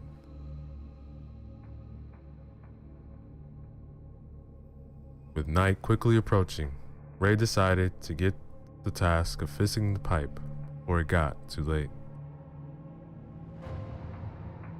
He whipped open the door to the basement and was about to take a step onto the stairs that no longer existed, but something stopped him. Flipped on the light switch, but the room remained dark. Fortunately for Ray, he had a flashlight with him. Ray shined it downward and was shocked to find his stairs lying in ruins on the basement floor. What the hell happened here? Termites? Ray left, but returned shortly after with a very long ladder. It was just as old and rickety as the stairs had been, but it was far better than nothing. Ray placed it in the basement and ever so carefully began climbing down. This is good. you're getting stuff done. Ray was unaware that Agnes was waiting for him at the bottom of the ladder. Before Ray knew it, the ladder had begun to tip over and was now on its way down. Ray jumped off, but hit his head on the ground quite hard. The bag of supplies that he had been carrying were flung all the way to the other side of the basement. But the worst part about the accident was that Ray had fallen on a very sharp piece of wood, which had plunged deep into his side. The pain Ray felt as he was removing it was excruciating. I told you to buy a new ladder, but you just had to be cheap. Thoughts of Lacey began filling Ray's mind as he slowly slipped into unconsciousness. They were all happier times of either smiling or laughing, and that made Ray smile. The thoughts took an awful turn immediately as Ray was forced to watch his most horrible moment. Ray, who was covered from head to toe in his own blood, had just forced a large knife into Lacey's chest.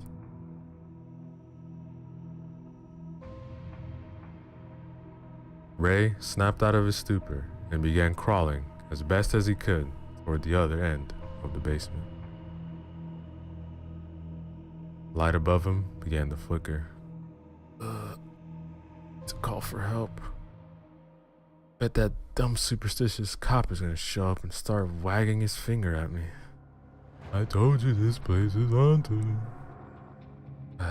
Most accidents in the home happen due to stupidity, not ghosts. Yeah, that'll shut him up. Agnes was near the fallen ladder, watching Ray intently. Whispers began filling the room. This place is too drafty. I have to replace the weather stripping before winter comes. The basement began to shake. And I'm on a fault line? Will my bad luck ever end? Woe is me.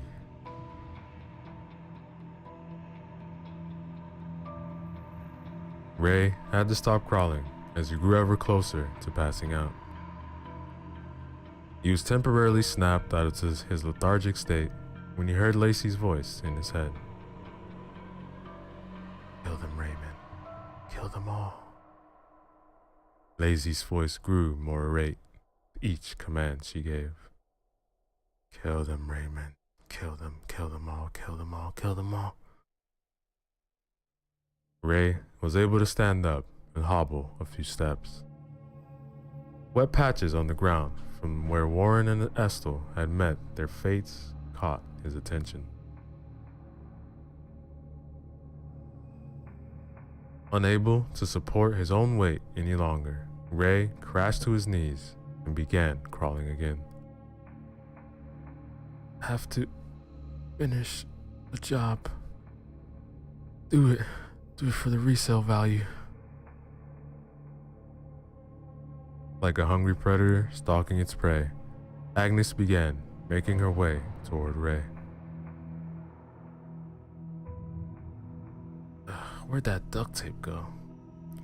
Fixing this house no matter what, even if it kills me. Raymond. Damn, this house is drafty. Ray reached his bag of supplies. He was able to get to a kneeling position and began rummaging. The amount of blood he had lost was making it difficult for Ray to keep his focus. Duct tape fixes all. That's what I always say. Agnes was now within striking distance of Ray. Closing his eyes, Ray heard Lacey's voice once again. I love you, Raymond. Only Lacey gets to call me Raymond, said Ray. With the speed of a viper striking unsuspecting prey, Ray turned around to face Agnes. His eyes were now glowing a bright yellow. In less than a blink of an eye, Ray was upon her. The most horrific scream burst from Agnes, but it didn't last long. Ray absorbed the witch into his body in the matter of only a few short seconds. Utterly exhausted from the ordeal, Ray fell flat on his back, his arms stretched out to his side. The bulb, which had always been flickering now, illuminated the entire basement. One last memory of Lacey came to Ray at that moment. After he had fatally stabbed his wife, the two of them fell to the ground in their basement, which was clearly eerily similar to the one Ray had in his new house. They both had their arms stretched out wide, their hands touching. Ray looked at his wife, but there was no longer any sign of life in her eyes. Tears now forming in his eyes, Ray shook out of his daydreaming state. Guess I went a tad heavy on the acting this time. You think? Said Lacey, who was now lying next to Ray, just like in his memory. She looked no worse for wear, and there was no sign of any knife in her chest. Woe is me? What were you thinking? I improvised. Never deviate from the script, Raymond. Told you that time and time again. Yeah, this was a tough one. I did everything to get her to drop her guard. You did great. Our jobs aren't over yet. There are lots of houses out here that need to be cleaned. I don't care if there's a million more houses. As long as you're here with me, I can do anything. I will always be with you, Raymond. I love you. When Ray turned his head to look at his wife, she was gone. That, ladies and gentlemen, is the end of chapter 11. Yo, what is up, everybody? So let's go back again with the final chapter of our story titled How Some Houses Bleed, written by Jacob Harris. Remember to use the links in the description below. Show love to the author, like, comment, and subscribe. Chapter 12. A few days later, Jesse had mustered the courage to pay Ray yet another unsuspected visit. Okay, Jesse, okay, you can do this, Sneak your question into a casual conversation. Hey Ray, how you doing? Nice weather we've had these past couple of days. How come all the haunted houses you lived in are no longer haunted?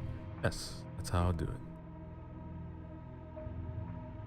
When Jesse pulled up to Ray's house, her heart sank more than just a bit. He found a for sale sign in the front yard.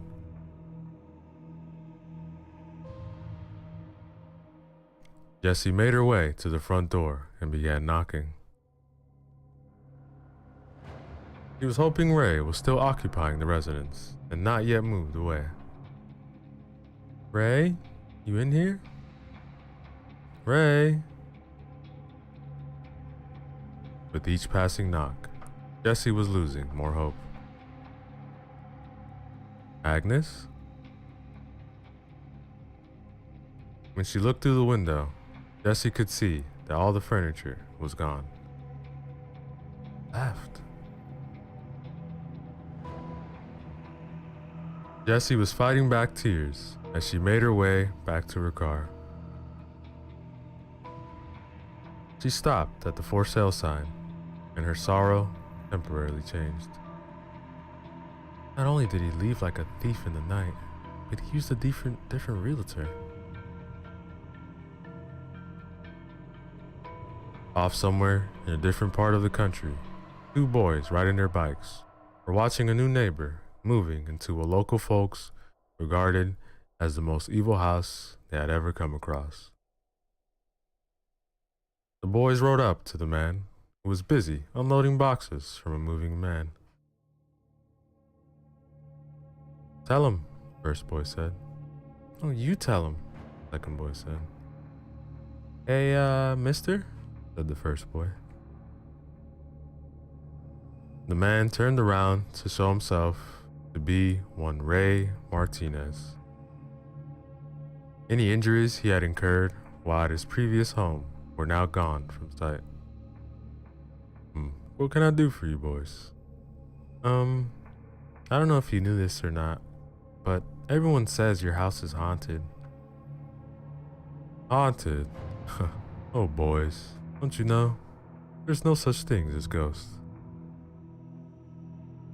Ray then looked at a window on the second floor. The curtain was gently swaying as if someone had just been watching him. "Trust me, I know." And Ray just grinned. That, ladies and gentlemen, is the end of our story. Yo, what is up, everybody? Let's go back again.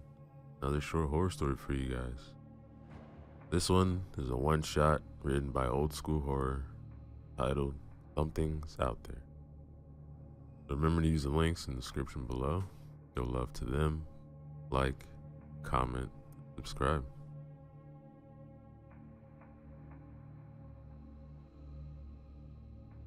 Dark roads lead to dark places. These were the words which went through Jake Harris's mind as he was driving on the lonely country road. He was coming from a dark place, a place which was not physical. It was in his past, and no matter how fast he was driving, he couldn't get out of it. Guilt is a dangerous feeling. It was eating him for years, so he was driving away from the big city. He needed some time on his own.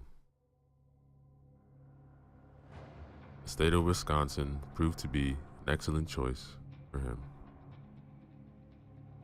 Jake's late parents had a cabin somewhere north in the woods.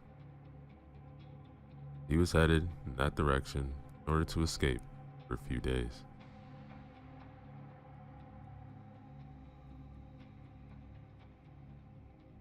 Sleepiness crawled over him, and he had a hard time concentrating on the road. He was driving for many hours now. But driving was also a thing which he loved. Long roads were his favorite.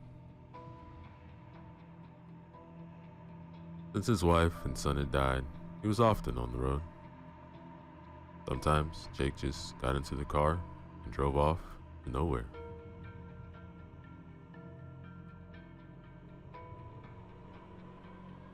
The road wasn't lit very well. It was a country road after all. It hadn't been rehabilitated since 1980.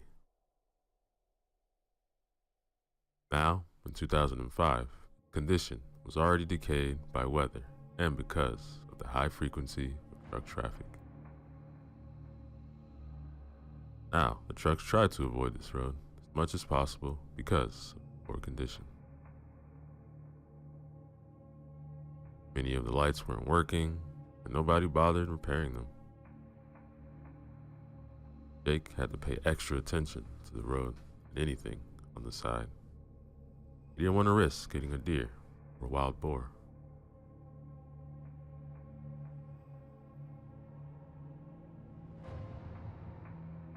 He reached a wooded area. I must be close, he thought. Pressed the gas pedal a little harder. After passing a dangerous curve, Jake spotted one of the light poles. Right behind the light pole, there was a sign which stated that there's a gas station about 1 mile down the road. He glanced at the instrument panel. It showed that there's still some gas in the tank.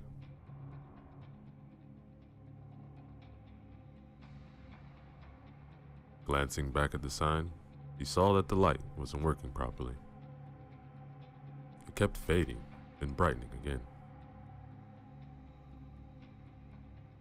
It was a strange occurrence. Jake couldn't remember seeing anything like that before. Then his eyes caught something here in its shadows. It looked like there was a person standing there. For a moment, he thought he saw a pair of circular red eyes. Or were they red lights? He slowed down a bit, but couldn't see more. So, he kept on driving.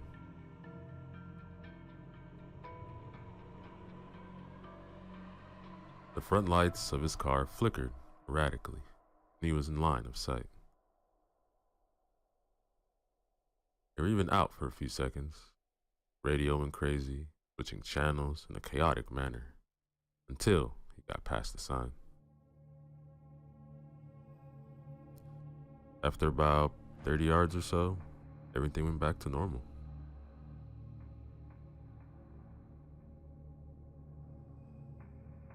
This strange event woke him up from his lethargic state. Jake thought that his battery might not be working properly. Faulty wiring combined with some interference might explain both of the phenomena. It was weird, however, that they happened at the same time. Coincidence like this had a tiny chance of happening. God, I'm tired, he thought, and sped up some more in order to reach the gas station as soon as possible. A few minutes of rest, and he'll be on his way. Maybe a cup of coffee would be a good idea.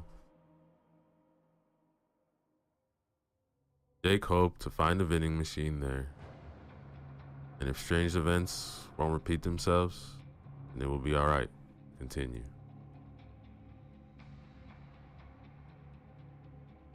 The tired man kept looking around to see if he can spot anything unusual between the trees. He couldn't see anything out of the ordinary. There were only oak and maple trees everywhere he looked. Lush vegetation surrounded the road from both sides. The dark parts, though, made him feel uneasy. He had to slow down and drive with extra care when going through those parts where the lights were out.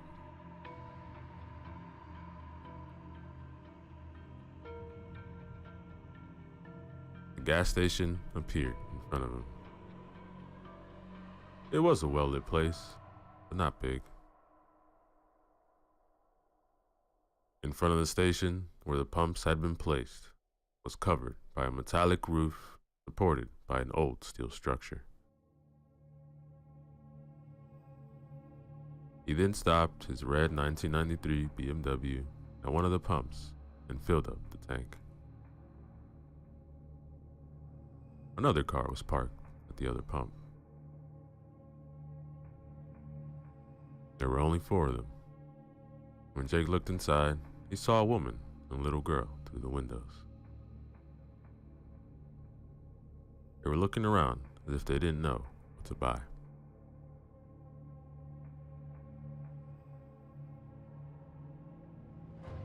He looked around again, but couldn't see anything. Lights were all bright around the place, so he wasn't able to discern much of anything far away. What he had seen earlier left an uneasy feeling inside of him. A shadow with a strange shape.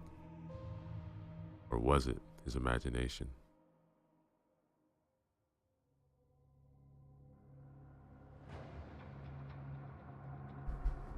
He got out of the car and pulled up the zipper of his leather jacket.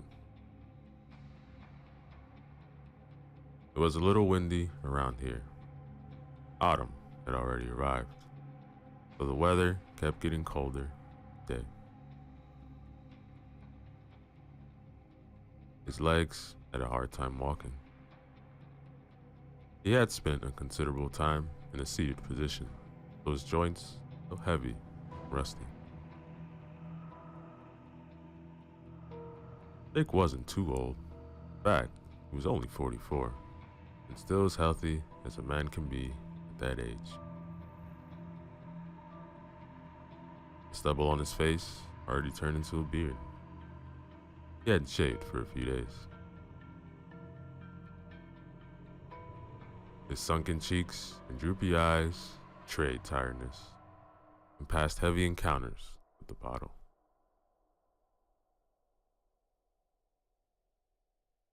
He filled up the tank, then went inside the station and bought himself a coffee from the vending machine. He waited for the clerk while listening to the pleasant music which was playing in the background. It must have been the radio, but he couldn't see where it was. Then the gas station clerk came to the counter a few seconds later. He was a tall black guy, also a little skinny. The man didn't look tired at all, maybe a little bored. He had thick lips and dark brown eyes, characteristic of African American people. Jake paid for the gas. Before he could leave, an agitated man rushed inside. He was in his 50s and sported an enormous belly. The blue baseball cap on his head was dirty and soaked in sweat. The man's hairy chest was heaving. Jake could see that because of the partially unbuttoned striped shirt the man was wearing. Hey, something's out there. What? There's something out there I saw. What's out there? I don't know. So what? Maybe it was a man. Yeah, but he was black. No shit. I'm black too, man. No, not like that. He was completely black. I'm completely black too. No, not like that. Look, about a mile from here, that way. Near the road. I saw it too. Look, I don't know what the two saw, but I ain't seen shit right. So with all due respect, please stop talking crazy stuff. Scaring the lady and her little daughter. He pointed towards the woman and child. They were close by. The woman was nice-looking brunette with long curly hair and had a decent physique. He was talking to her daughter, who also had brown hair and an angelic face. The little girl looked about 10 years old. Look, man, I think that what we've seen was just a trick. No, it wasn't. Look, I saw it moving. The lights in my car went out. I barely got here, man. Couldn't see a damn thing. Come on, man. Cut the bullshit. We're all trying to get through the night. So please, calm your ass down. Just after the clerk finished the sentence, the lights on the road went out. They all threw concerned looks towards the road. See what I mean? Are you people satisfied now? Oh, come on. Them lights weren't repaired in 100 years. Damn it. Alright, then I'm out of here. Whatever that thing was, it's coming. Hey, was it beside the big road sign? Sort of. It was further down the road by the light post, not far away from the sign. The light wasn't on. Probably wasn't working. Anyway, I'm not sticking around much. Crept the fuck out of me. The guy is crazy. But deep down inside, Jake knew that the other man was right. Yeah, man, but haven't you said you seen it too? Look, honestly, I don't know what I've seen. Jake didn't like this. There was one more person who had seen the strange apparition, and there might have been something there after all. He didn't see it well, and didn't want to draw a conclusion. Might have just been a prank by local kids. He remembered a story from the teens. What he saw earlier was eerily similar to that. A long time ago, he and a few friends cut a piece of cardboard in order to resemble an evil face. Then they folded it up to look like a cylinder. After that, they glued a piece of cardboard to the top and one to the bottom. It resembled a jack-o'-lantern in the end. They cut a hole in the back, put a candle inside. Then they stuck the thing on a tree in the park in their hometown. After nightfall, a young boy and girl came to have some fun where nobody could see them. When they noticed it, they got scared and ran away screaming. Jake smiled at the thought. He still saw their scared faces. It sure looked like one of those pranks. The woman and the girl just arrived at the counter, and the woman wanted to pay. Jake looked at the woman and her child. They both looked back at him, smiled. He did the same, then headed to the door.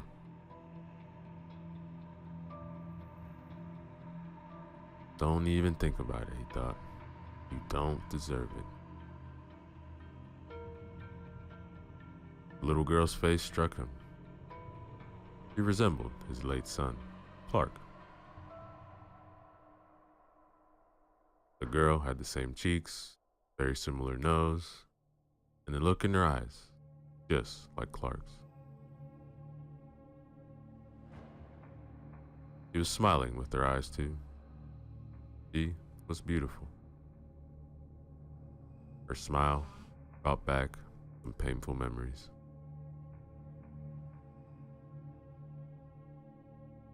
These memories dated back 4 years, and Jake hated them as much as he hated himself. His wife and his son were no more because of him. Only death could save him, the guilt he was feeling. He didn't start a new life since their death. He couldn't. The road was his salvation when he wasn't working. Jake was driving because this way he'd avoid the damn bottle. He couldn't drink himself to death being behind the wheel. His life mattered little to him, and he didn't want to kill anybody else. Sometimes he was fantasizing about saving somebody else at the expense of his own life in order to die, at least, half at peace.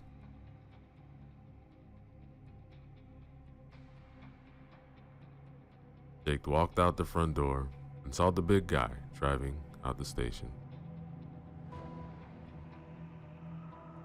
He was driving an old pickup truck, and Jake was wondering how it was still in one piece and didn't fall apart 100 years ago. The man wasn't hesitating much. He must have stepped on the gas really hard because he was out of the road in no time. The fat man was speeding away, his decrepit excuse of a car, no working lights, and he disappeared behind the trees. He didn't get far, however, as Jake heard tires screeching and then loud crashing noise. Crashing noise was quickly followed by a harsh metallic one, then an elongated scream. Jake couldn't see anything because of the lush vegetation surrounding the station, but he knew it was bad. Rushed back inside right away. Hey, I think the big guy had an accident. All right, I'm coming right away, said the clerk. Grabbed the flashlight.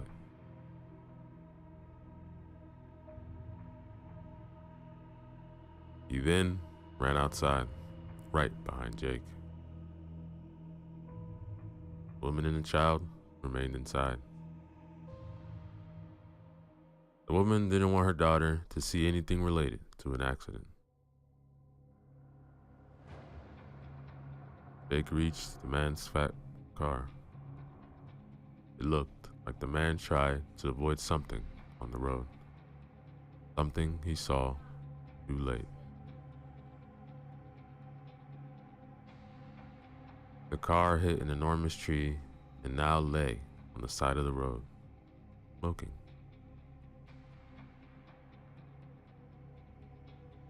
The two men looked inside the car, but they couldn't see the driver.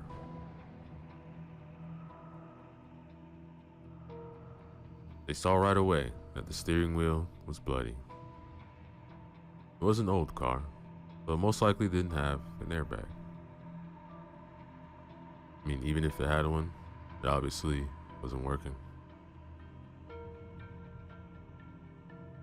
They noticed that the right-hand door wasn't where it should have been.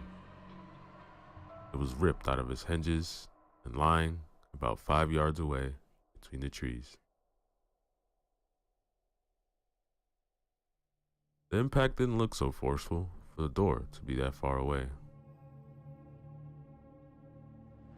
Even for a wreck of a car like a pickup truck, it appeared impossible.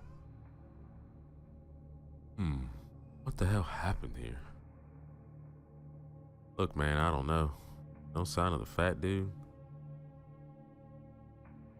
Both men then looked around the car and under it. The men even searched their surroundings, but they found nothing. Jake's guts twisting, turning. The sight of the red-eyed shape came back to him. If it were only for him to see it, it would have been fine. The really unnerving fact was that the fat guy had also seen something even closer to the station. What if that thing reached the station?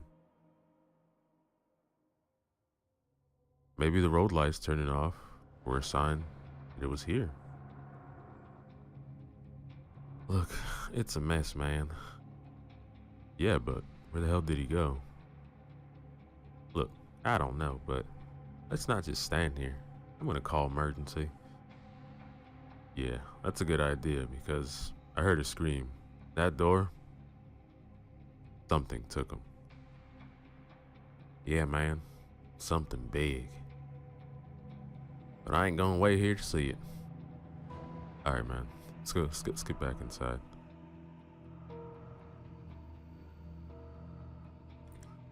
The men were heading back towards the station. Right before turning from the main road onto the driveway, they met the woman and her daughter. Hey, what are you doing? Not safe here. But Jake saw that they were both trembling. Mister, the lights went out. Yeah, thought it was strange, so we came outside. He didn't feel safe inside. We heard something. Yeah, there were sounds coming from the back. Alright, look, let's get back first, and we'll see.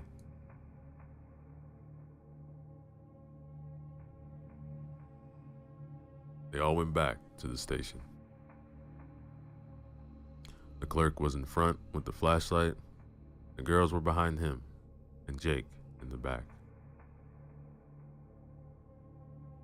For a short time, he turned and walked backwards. He kept his eyes on the road, but couldn't see a thing. The night was still, and nothing moved on the moonlit road. Not a car passed. He arrived. It really did seem like an abandoned road. He was wondering why the owner of the gas station hadn't gone out of business. It seemed that the owner made little money out here.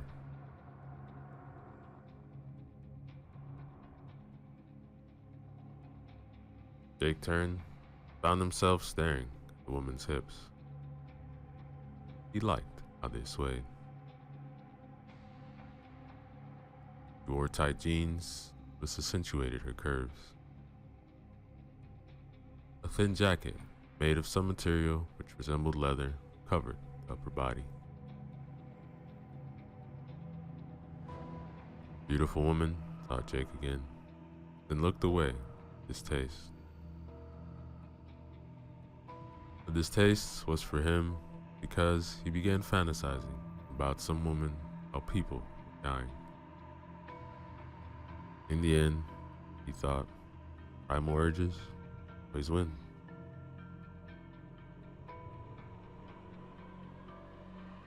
My name is Curtis, by the way. Hi, I'm Jenna. This is my daughter, Clara. Not the best circumstances to make friends, huh? Definitely not. I'm Jake. Nice to meet you. Alright, I'm gonna check the brake panel out back. Alright, Curtis. I'm staying here with the ladies. Curtis went around the building, and Jake remained with Jenna and Clara. Little girl was hugging her mother. Jenna was keeping her hand protectively over Clara's shoulder. Jake then crouched in front of the girl, smiled comfortably at her. She smiled back. How old are you, Claire? I'm 10. Well, Claire, me and Curtis are gonna find out what's happening, and then... He couldn't finish because there was a loud curse coming from behind the building. Motherfucker. It was Curtis. Alright, stay here. Don't drive away because we don't know what's out there.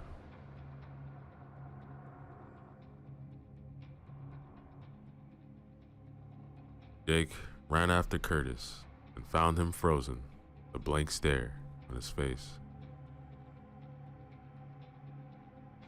When he turned toward the breaker panel, he saw what frightened the clerk. Blood and brains covered the panel surrounding wall. That guy's body was on the ground near the panel. His face was gone, along with about half of his head. Now they understood why there was no light at the station. The thing that took the man from his pickup truck brought him here, bashed his head to a bloody pulp on the breaker panel, which got damaged. What the hell? Asked Jake. He couldn't really say anything else. Look, this is why we got no electricity. Panel's broken. I'm calling 911. Jake and Curtis and ran back to the girls. He could see right away that something was wrong. What's wrong? Nothing. Come on, come inside, said Jake as calmly as possible. Oh, wait. What happened back there? Look, let's just go inside, please. The girls obeyed, and after they entered, they saw Curtis frantically buttoning his phone. Could somebody please tell me what's wrong? Jake then took her by the hand and pulled her away from Claire, and quickly told her about the body. She gasped in fright, but tried to muffle it with her hand. Jake told her they will try to call the authorities, solve the problem without Clara knowing much of it. Protecting the little girl was imperative. He didn't want her to be traumatized at such an early age. Damn, my signal is bad. Here, let me try the landline. Picked up the phone, dialed 911, then waited. Somebody picked it up, then the line went dead. After a few more times, it worked again. The line didn't go dead right away, so he could speak to some extent, but then it went dead again. Did it work? I don't know. I talked to an operator, but I'm not sure she could hear me right. Let's hope they received at least where we are. So what now? We wait. For what? Can't even be sure if help is on the way or not. Because the thing that did, Jake began, didn't realize it is a mistake and stopped mid-sentence. What thing? Nothing, honey. Could you please help Curtis find what he was looking for? Yeah, sure. Look, sorry for scaring your daughter, but going away is risky. We don't know what's out there. Then why is waiting here a better option? That thing could be anywhere, even inside. Yeah, I know. But I saw the fat guy drive away. Now he's dead, alright?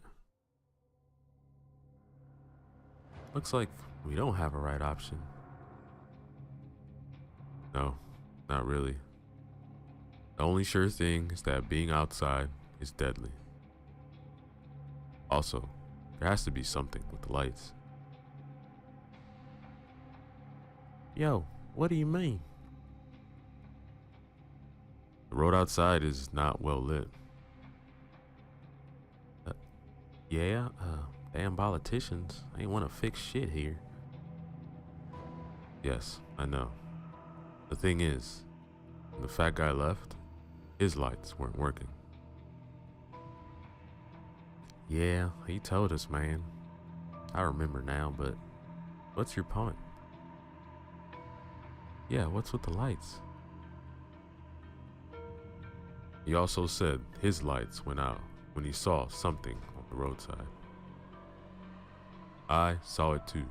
When I got close to it, the lights went downright crazy. You mean like in the horror movies? I don't like horror movies. Yeah, something like that. And that thing, it was not human.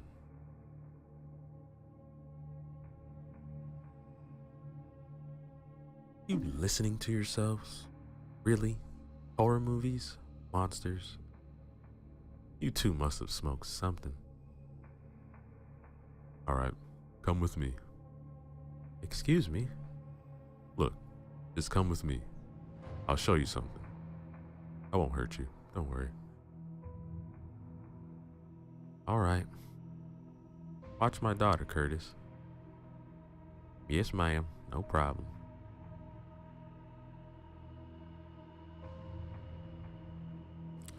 Jake took a flashlight from Curtis and led the way outside. He knew it wasn't a good idea at all, but he also wanted to make sure that Jenna understood the situation they were in. They went back to where the breaker panel was, along the dead man. What the fuck? What? What's wrong? There should have been a dead body here. Oh my God, said Jenna, and her hands jumped to her mouth. The bloodstains were still there. Bits of brain were still plastered to the panel. It looked like something bashed the poor man's head against the panel with substantial force. Oh my God, is that? Looks like a tongue? They stared for a second at the fat man's tongue, which laid in the small puddle of blood a few yards from the panel.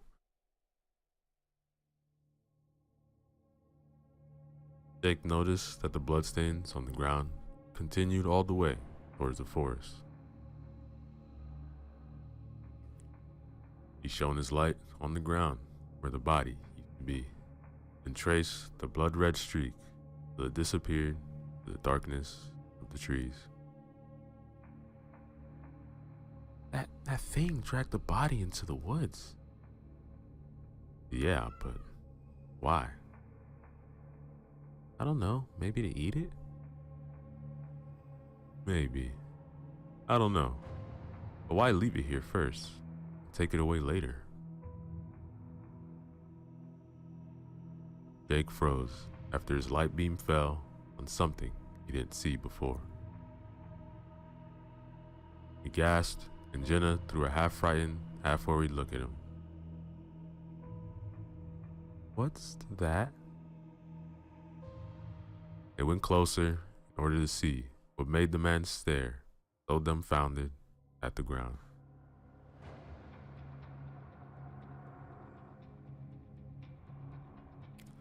There, on the decades-old asphalt, near the bloody drag marks, a name was painted on the ground. Jake couldn't believe his eyes. The moment he saw the bloody name on the ground, he knew that tonight's events aren't random. They have something to do with him. When he was pondering the implications, Jenna interrupted him. Clark? Who the hell is Clark? He was my son. Was? He died. I'm sorry. Yeah, thanks. Let's get back to... Then a loud scream interrupted him. It was Clara. Couldn't have been anybody else. Oh no, Clara! Shouted Jenna, and ran back towards the front of the station. Jake followed.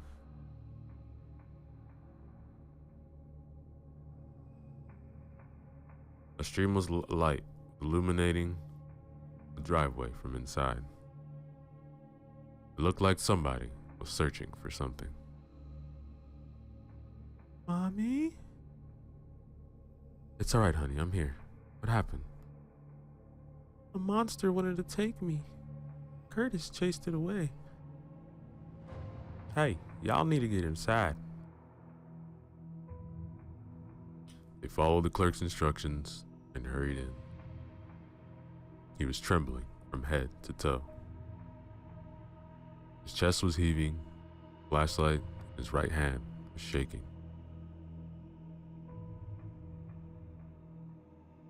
What happened? He said she wanted some candy, So I let her search for candy. She wandered away, then I heard the scream, so I ran to her. She was by the big glass wall in the front. I pointed the light to her, then I saw the thing we were talking about behind her. Jenna held her hands to her chest like she was having a heart attack. She felt relieved because Clara was still alive, but she also knew that her daughter's life had almost been ended. Alright, then what happened next? It disappeared. It dissolved into thin air. I can't explain it. I couldn't see much, but it was big, man.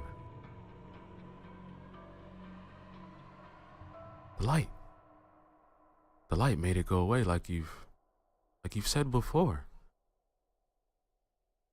Will the monster come back, Mommy? I don't know, honey. All I know is that we will not let it hurt you, alright? The girl just nodded and buried her head into her mother's shirt. He didn't want to let her go. Jenna really wanted to protect her daughter. What kind of mother wouldn't? The problem was, he didn't know how. He had to rely on the two men who were as lost as she was. Yeah, doesn't like light. That's why he took out the breaker panel. And that's why it could scare the fat guy. His lights weren't working. Yo, the fat dude said his lights were out when he passed the thing on the road. You passed it too, but your lights are working, right? Yeah, I think so. When I passed the thing the first time, my lights flickered, my radio went nuts. It all returned to normal though, after I got further down the road. How come your lights were still working? I don't have the vaguest idea. Your lights were okay when you were on the road, right? Yes, but I came from the opposite direction. Okay. So, we don't know what the hell this thing is. So we better make sure that we are surrounded by light all the time. How many flashlights do we have? We have 4. One is mine, the other's yours, and we still have 2 extra. Jake took one of the lights and gave it to Jenna. He took it and looked in his eyes with compassion, but also some hope. Jake seemed to her like a man who could save her, Clara. Not that Curtis seemed less capable to her, but she saw something in Jake. She didn't know for sure what it was.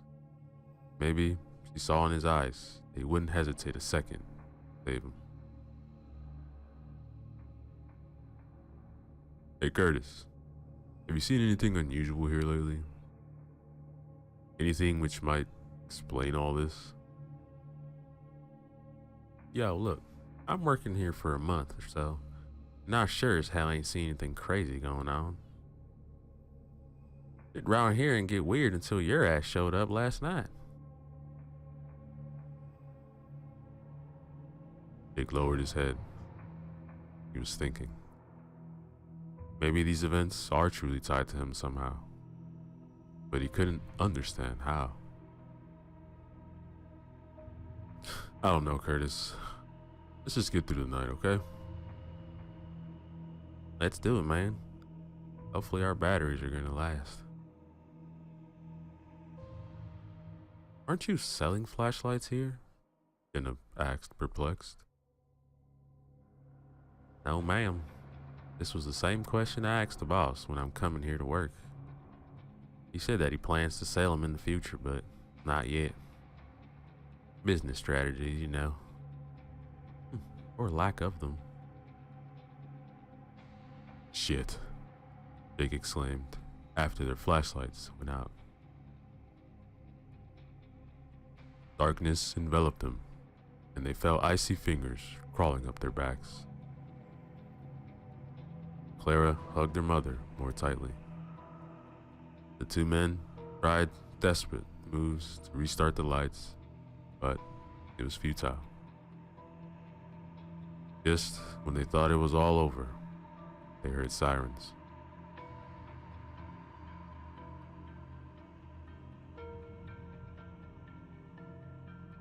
Soon, a police cruiser turned onto the driveway with its blue and red lights whirling around. People inside the station died in relief. Finally, they had been rescued, and the ordeal was over. At least, this is what they thought. Better stated, this is what they all wanted to be true. The car didn't get too close because its siren and lights went dead in an instant. The driver tried to start the engine a few more times, but was unsuccessful. He also tried the radio, but it was dead. Jake opened the front door and was heading out to meet the police officers, but then halted in his tracks. To his right, between the tall bushes, he saw something moving. At first, he thought it was something in the wind. But no, it had an abnormal form.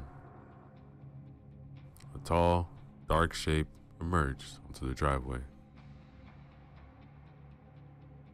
It had no visible features, only an outline. Otherwise, it was complete blackness. Outside was dark, but the visibility was still acceptable because the sky wasn't clouded. The faint moonlight somewhat illuminated the surroundings. Other than that, there was nothing else. No lights were working, but the sheer blackness of the creature was still obvious.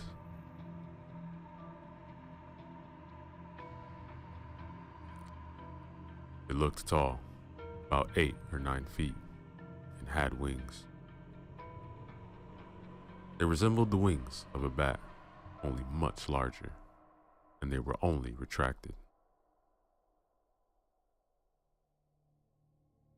The creature also had 2 horns, jutting forward from its forehead, which then curled upwards.